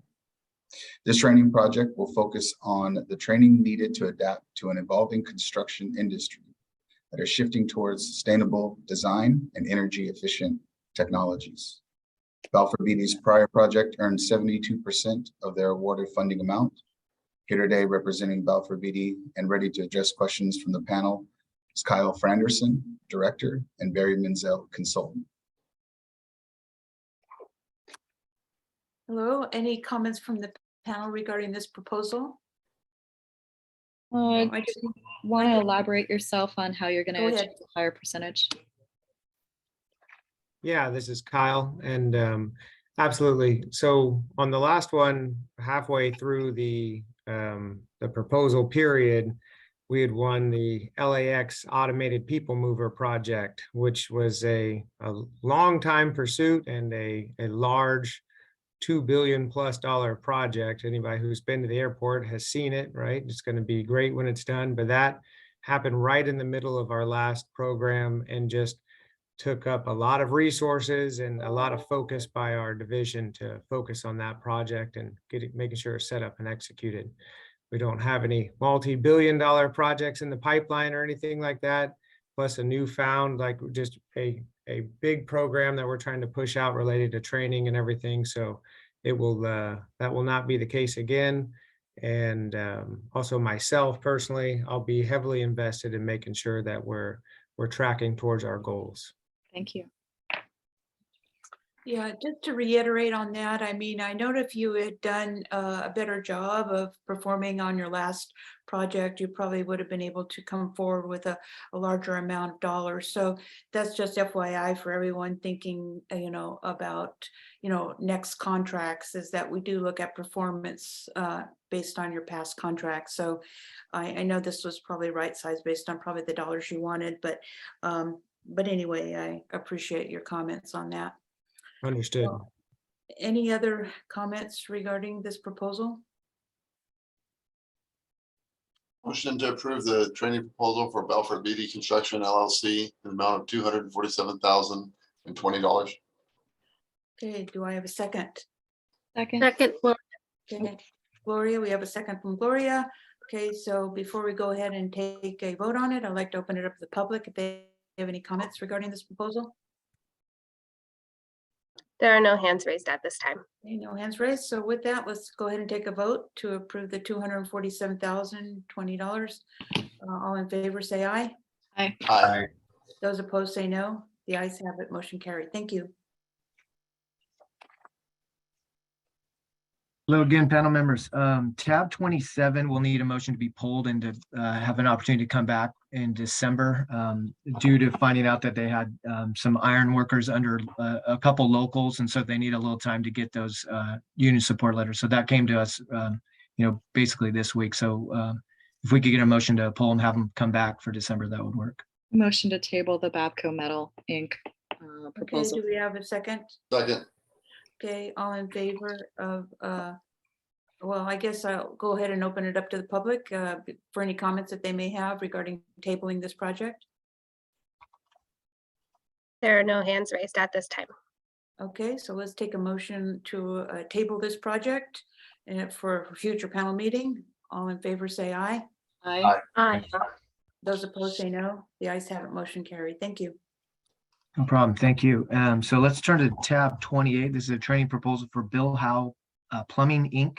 It's a priority industry and it's not a repeat contractor. Total ETB funding being requested is $298,540 to train an estimated number of trainees of 175 under job 1 retrainees and 4,500 job 2 job creation retrainees. Training will take place at the company's single location in San Diego, and this will be Bill Howe's first contract, as we stated earlier. And here today to answer your questions are Jessica Grote, CFO, and Bill Sachs, National Training Company, NTC. Yes, does the panel have any comments regarding this proposal? I just wanted to note that their wages end in the range that are higher than our post-retention wage, and I wanted to say thank you. Okay. Okay, I do have also a comment on this, mostly regarding your productive lab. Based on what I could figure from the job titles and the hours, that you're requesting about 50% of productive lab. So I'm going to ask you, 50% is, to me, is a little bit high for productive lab. And I was just wondering, can you give me a little more specifics on why you need to have 50% of your training under productive lab? Yeah, this is Bill Sachs. Actually, we're looking at approximately 45 trainees receiving about 35 hours. And so it comes down to about 12% would be the productive lab. Okay, well, thanks for that, because what I was going, I didn't really see the number of employees. I just went by the job titles. So I added up all the job titles times the 35 hours and it came to 50%. So it would be good if you could put in the exact number of employees. That makes it a little bit, more concise for me to look at. So I appreciate that, Bill. Motion to approve the training proposal for Bill Howe Plumbing Inc. in the amount of $298,540. Second. Okay, we have a first and a second. So before we go take a vote on it, I'd like to open it up to the public for any comments that they have. There are no hands raised at this time. Okay, so with that, let's go ahead and take a vote to approve the $298,540. All in favor, say aye. Aye. Aye. Those opposed, say no. The ayes have it. Motion carried. Thank you. Thank you, panel members. Let's turn to tab 29. This is a training proposal for XO Imaging, Inc. It's a priority industry and it is not a repeat contractor. Total ETP funding being requested for $285,200 to train an estimated number of trainees of 100 under Job 1 retrainee and 80 under Job 2 job creation retrainee. Training will be delivered to trainees at the company's Santa Clara location. And again, this is a first-time ETP applicant. And here today to answer your questions are Lori Munoz, CFO, Francesca Ruggieri, HR manager, and Jamie Arnson, payroll and benefits manager. All right. I do have a question regarding this proposal, only because it's a new contract coming for $250,000. And I just want to know, what experience have any of you three had in the ETP process? So that's a good question, Janice. This is Francesca Ruggieri answering. Both our Vice President of Organizational Development, Archana Tiwari, and myself have prior experience working with companies, going through the entire ETP application process, implementing training with our organization successfully, and getting reimbursed for training. Okay, that's really all I needed to know. I know you have an LMS system. I just, hate to have people come through and not be successful based on they really don't know all of the ins and outs of ETP. It could be a very complicated program if you haven't been involved in it before. So I thank you for your comments. Sure. So with that, are there any other comments from the panel regarding this proposal? Motion to approve the training proposal for XO Imaging, Inc. in the amount of $285,200. Okay. Second, Gloria. Okay, so we have a first and a second on the motion. So before we go ahead and take a vote, I'd like to open it up to the public for any comments they may have. There are no hands raised at this time. Okay, so let's go ahead and take a vote to approve the $285,200. All in favor, say aye. Aye. Those opposed, say no. Those opposed, say no. Ayes have it. Motion carried. Thank you. Okay, let's turn to tab 30. This is a training proposal for HM Electronics, Inc. It's a priority industry and a repeat contractor. Total ETP funding being requested for $270,066, and that's to train an estimated number of trainees of 579 under Job 1 retrainee and 66 under Job 2 job creation retrainee. ETP funded training will be delivered at its Carlsbad and Alameda facilities. This will be HME's 5th ETP contract and its 4th contract in the last 5 years. And here today to answer your questions are Dem Lewis, Director of Lean Strategies and Operational Excellence, and Mel Burt Graysick, Learning and Development Specialist. Thank you. Okay, does the panel have any questions regarding this proposal? Hearing none, do I have a motion? Motion to approve the training proposal for HM Electronics, Inc. in the amount of $270,066. Okay, do I have a second? Second. Okay, so we have a motion and a second. So before we go ahead and take a vote, I'd like to open it up to the public if they have any comments regarding this proposal. There are no hands raised at this time. Okay, so with that, let's go ahead and take a vote on to approve this proposal for $270,066. All in favor, say aye. Aye. Aye. Aye. Those opposed, say no. The ayes have it. Motion carried. Thank you. Madam Chairman, if I could say a few words, this is DM. Thank you so much for this opportunity and for the panel's support. We're so grateful for the support that you've provided over the years, and we look forward to continuing to expand our offerings to our employees as a result. If I can make one correction for documentation, Mel's title is actually Learning and Development Manager. If we could have that corrected for the record, that would be greatly appreciated. Okay, great. Thank you so much. Thank you for that. Okay, so let's go ahead and turn to tab 31, please. Yes, tab 31 was pulled from consent the last panel meeting. So This is a training proposal for Musco Olive Products, Inc., and they're a priority industry and a repeat contractor. The total ETB funding being requested is for $161,345, and that's to train an estimated number of trainees of 129 under Job 1 retrainees and 22 under Job 2 job creation retrainees. The training will be delivered at the company's headquarters location in Tracy. And so I wanted to make a correction that the other two facilities in Orland and Lindsay will not be part of this proposal.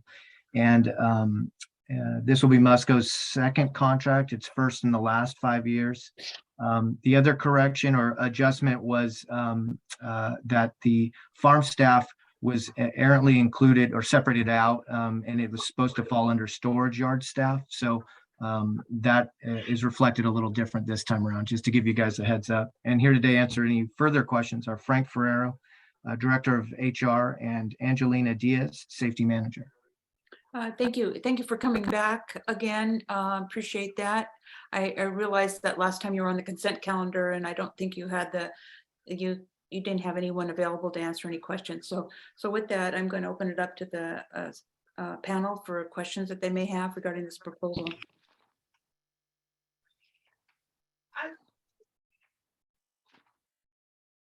Gloria, did you have any questions regarding this proposal? I did last time when but it was pulled, but they addressed it that by the answer a few minutes ago about reclassifying the farm workers into the different area. So no, I don't have any. Okay, very good. Thank you, Gloria. Any other comments from the panel regarding this proposal? Motion to approve the training proposal for Musco Olive Products, Inc. in the amount of $161,345. Okay, do I have a second? Second, Gloria. Okay, we have a first and a second. So before I go ahead and take a vote on it, I'd like to open it up to the public for any comments that they may have. There are no hands raised at this time. Okay, so let's go ahead and approve the $161,345. All in favor, say aye. Aye. Aye. Those opposed, say no. The ayes have it. Motion carried. Thank you. Thank you. Thank you, panel members. Let's turn to tab 32. This is a training proposal for North Star Emergency Services, Inc., DBA NorCal Ambulance. They are a priority industry and they are not a repeat contractor. Total ETB funding being requested is for $450,800. And that's to train an estimated number of trainees of 400 under Job 1 retraining medical skills and 90 under Job 2 retraining, job creation retraining for medical skills training. Training will be conducted at its Northern and Central California locations, and this again will be North Star's first ETP contract. Here today to answer your questions are Melissa Popno, Director of Training and Education, and Bill Sachs from National Training Company, NTC. Very good. Thank you. So I'm going to open it up to the panel for any questions that they have on this proposal. I think we have a couple of questions. Madam Chair, if you don't mind. I'm going to focus on the occupation title for EMT, Emergency Medical Technician, where you're stating that you're going to train 40 of them at a wage range of $19.81 an hour to $20 an hour, and then 170 at $20 and a penny up to $25 an hour, and then 15 at 25.01 up to 33.95. So my question is, with this training that they're receiving, do the EMTs move up in their wages? Do their wages progress with this training? Specifically the 40 that you're training that have a wage range of 19 cents difference. Like, when do they get to move up and bump up to the next tier of the wages? Hello, thank you for your time. So the starting wage is then that 19. At 6 months after they go through their training, they get an additional 50 cents. Mm-hmm. At a year, they'll get a raise to $1. Mm-hmm. And then every year after that, it'll be 3% more. And there's opportunity to earn more as they promote and train into different types of shift, like advanced care and critical care. Okay, so after the conclusion of the training for these 40 individuals, it's expected that they'll move up to the second tier, the $20.01 to $25 an hour. Yes. Okay, thank you. Okay, any other questions from the panel regarding this proposal? Motion to approve the training proposal for North Star Emergency Services, Inc., DBA NorCal Ambulance, in the amount of $450,800. Okay, do I have a second? Second. Okay, we have a first and a second. So before we go ahead and take a vote, I'd like to open it up to the public for any comments that they may have. There are no hands raised at this time. Okay, so let's take a vote to approve the $450,800. All in favor, say aye. Aye. Aye. Those opposed, say no. The ayes have it, motion carried. Thank you. Thank you. Yes, thank you, panel members. Let's turn to tab 33 now for a training proposal for Threshold Enterprises Ltd. They are a priority industry and a repeat contractor. Total ETP funding being requested for $495,880. And that's to train an estimated number of trainees of 490 under Job 1 retrainee. ETP training will be delivered at the Scotts Valley Manufacturing Facility. And this will be Threshold's third ETP contract, third in the last 5 years. And here today to answer your questions are Carl Wiseman, CFO, Rebecca Arndt, HR Project Manager, and Bill Sachs from National Training Committee or Company, excuse me, NTC. Yes, I just have a question regarding the increase of your funding over your last contract, which was just a year ago. You're requesting $143,000. Now you're requesting $495,000. Can you give me a kind of a snapshot of why you're increasing it threefold?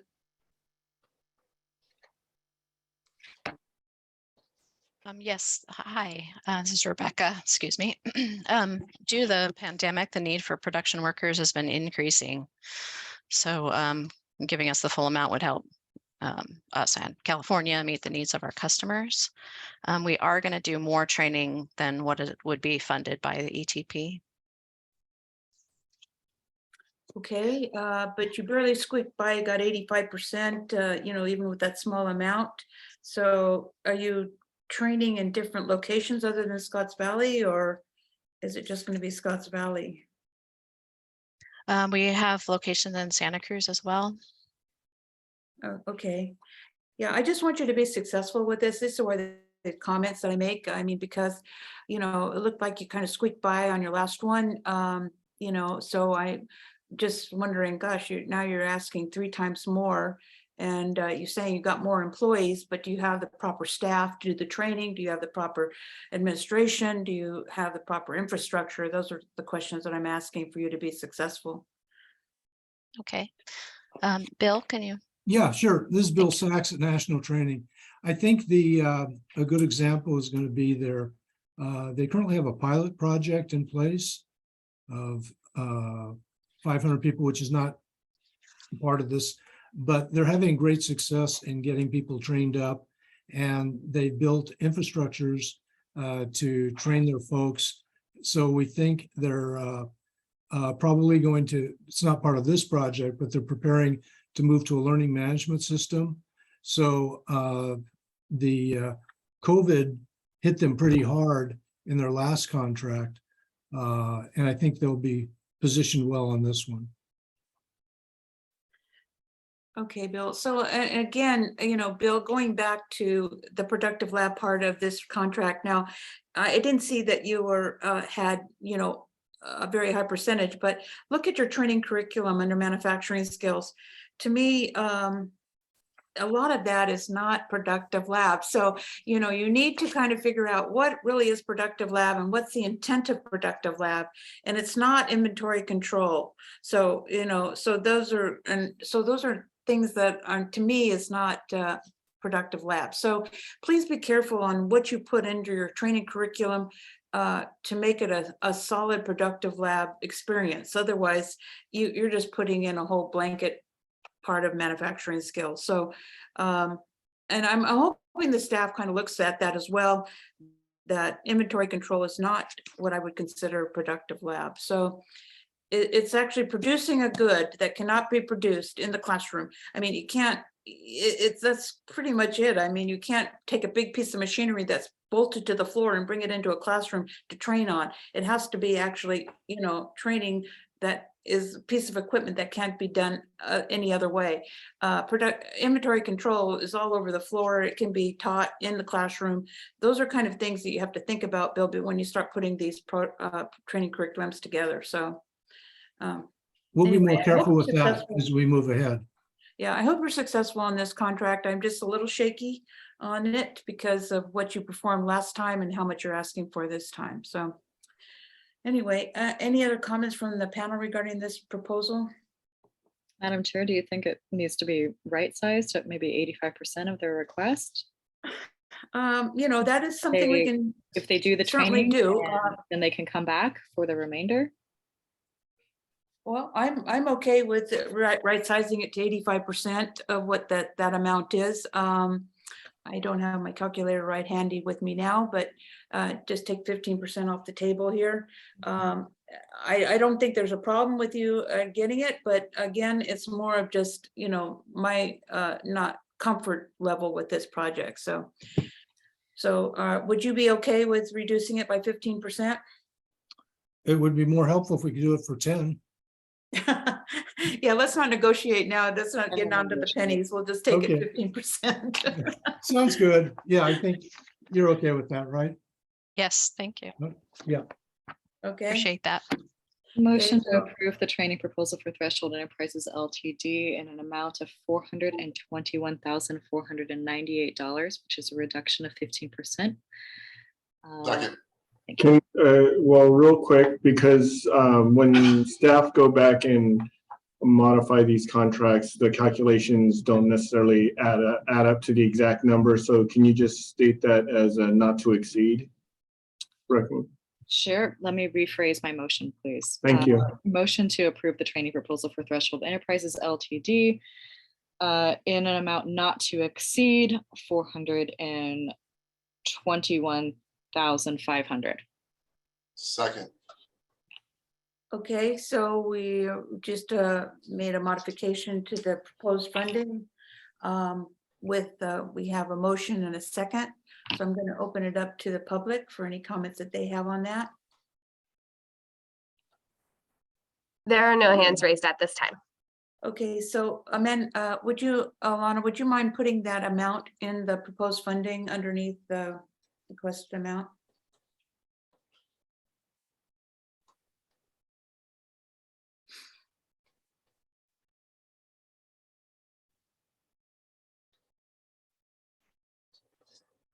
Okay, great, thank you. Okay, so now we have a motion and a second. I'd like to make a vote to approve not to exceed the $421,500 for Threshold Enterprises. All in favor say aye. Aye. Aye. Aye. Those opposed say no. The ayes have it. Motion carried. Thank you. And thank you for your cooperation on that. Again, it's just my comfort level with the funding. So thanks again. Thank you. Thank you. Okay, please turn next to tab 34. This is a proposal from Foster Poultry Farms LLC. They are a repeat contractor requesting $499,100 to train 1,065 workers, including 80 new employees. Training will take place at Foster Farms location in Livingston. Here representing Foster Farms to answer any questions are Craig Sims, instructional designer, Kathy Rowe, VP of Talent Acquisition, and Michael Jester, consultant. Thank you very much. I didn't see your names in there, so I was a little bit worried. Okay, now we see them. Very good. So does the panel have any comments or questions regarding this proposal for Foster Farms? I have a quick observation, if you don't mind. I noticed that the turnover rate is at 14%, which is, verging on the higher end, that this is your 6th contract. And I'm taking a look at the wages for job number 2 under job creation, specifically for the occupations of sanitation and also production. And then those wages being much lower than job number 1 for retrainee. And just how soon will these trainees and workers progress in their wages when they're receiving this training? Yes, hello, Gretchen, can you hear me? Yes. Actually, that's a tremendous question. One, with regard to the turnover, I believe that that's a bit of a headache from the COVID pandemic. Mhm. We don't expect it to be anywhere near that high. With regard to the wages, Foster Farms is actually in the process right now of re-engineering their entry-level wages. And so the Livingston plants have just had that raise. And the Fresno plants, Porterville plants are rolling out very, very soon. So we have no problem at all taking that wage in the job creation in those categories that you mentioned up to and equal to the incumbent entry-level wage in those job titles. Okay, so would you be comfortable with that change officially? That those wage ranges of job number 2 are elevated and match the wage ranges of job number 1 for sanitation and production? Yes. Thank you. And quality control. Yes. So Michael, no, this is under collective bargaining agreement, right? So they do have their wages already set for a while, or how does that work? But they do, but this recent raise in Livingston, they've all been a part of that process. So it's rolling out to the other plants who have other unions and other things. But it's a real attempt to attract, better employees, to give them a bit more investment in their positions. So yes, everybody's part of the process and everybody's bought in. Okay, great. Thank you. Any other comments from the panel regarding this proposal? So do I have a motion? Motion to approve the Foster Poultry Farms LLC training proposal in an amount of $499,100 with the caveat that the wage ranges under job number 2 for sanitation, quality control, and production match those under job number 1. Okay, so do we have a second? Second. A second to agree to those wage modifications? All right, so we have a first and a second. So before we go ahead and take a vote, I'd like to open it up to the public for any comments that they may have. There are no hands raised at this time. Okay. So with that, let's go ahead and take a vote. All in favor of voting to approve the $499,100 with the wage modifications that were expressed by Michael and Gretchen. All in favor, say aye. Aye. Aye. Aye. Those opposed, say no. The ayes have it, motion carried. Thank you. Thank you. I'd just like to note that tab 35, project for George Reed, Inc., they've been withdrawn and they will go to a future panel meeting. Okay, thanks, Jana. Yeah, I will, they've just been withdrawn altogether, or, okay, so the reason that I was gonna comment on that was just based on the productive lab, so hopefully they can get that resolved.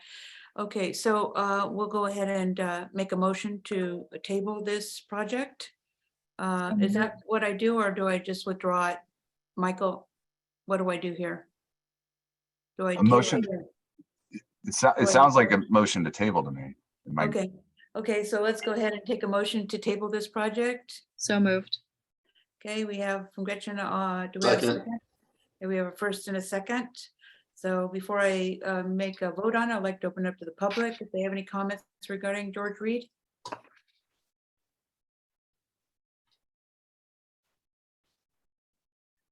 There are no hands raised at this time. Okay, hearing none. Okay, let's go ahead and vote on to table this project. All in favor, say aye.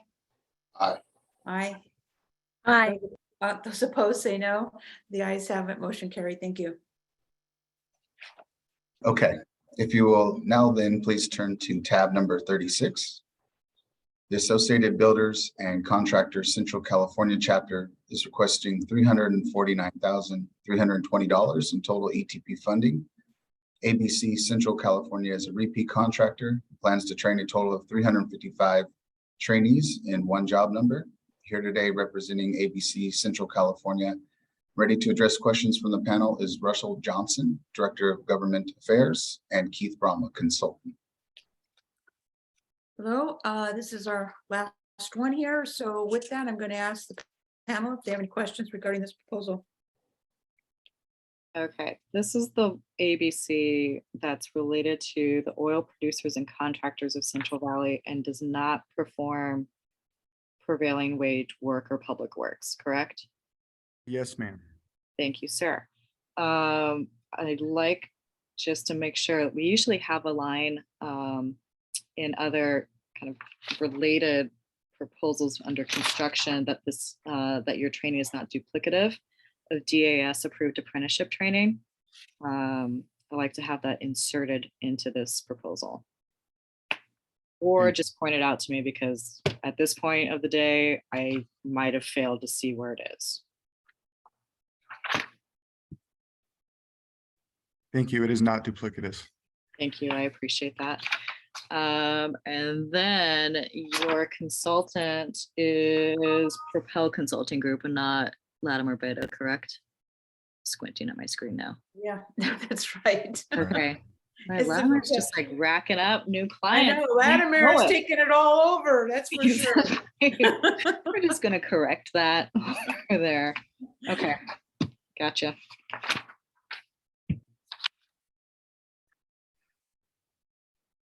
So Lana, would you correct that representative name, please, and put Propel Consulting in there? There you go.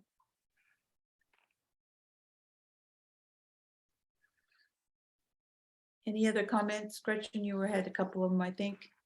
I'm done right now, but thank you. Okay.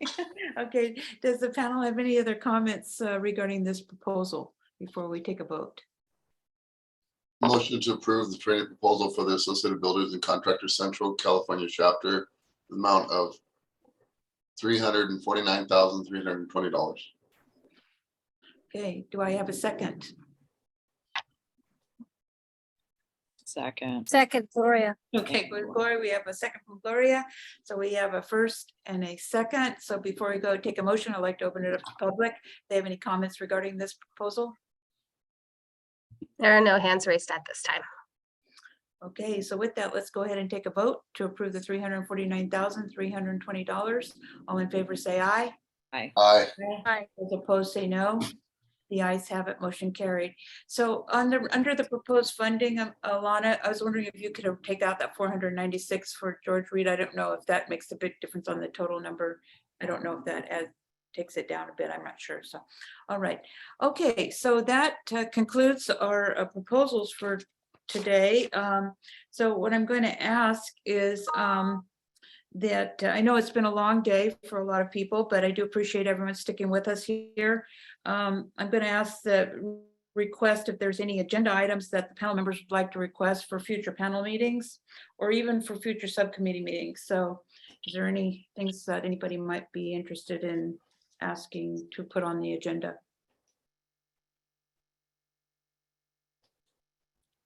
All right, so with that, I'm going to open it up to the public for any comments that they may have regarding anything that was not on the agenda today.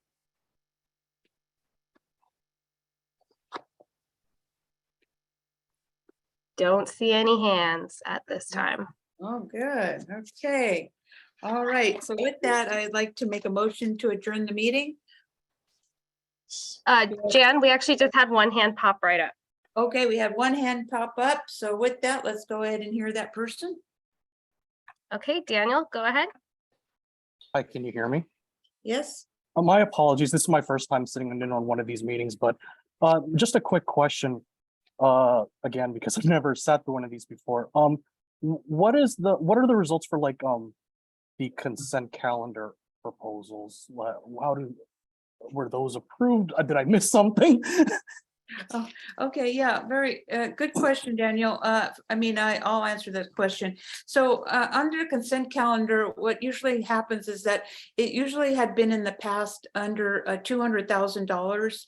If the proposal was solid, that there wasn't any issues with the proposal or any major modifications, or it was a clean project, it would go under the consent calendar. It's usually up to the staff to make those determinations. Lately, we've been actually putting other projects under the consent calendar, maybe repeat contractors that have had solid performance. So it's really up to the staff to make that determination. But for the most part, it has been projects that have been under 200,000. We approve them all in a block format. So I hope that answered your question. Understood. Thank you so much. Okay. Any other comments from the public? Okay. There so are with no that- hands raised. Okay, so with that, I'd like to have a motion to adjourn the agenda, please. So moved. Second, We have a motion and a second. All in favor, say aye. Aye. aye. Those opposed, say no. Okay, great. Everyone have a great Thanksgiving and a Have a great great- Halloween, and we'll see you in December. And Have go a good vote. one, everyone. Thank you. Okay, bye-bye.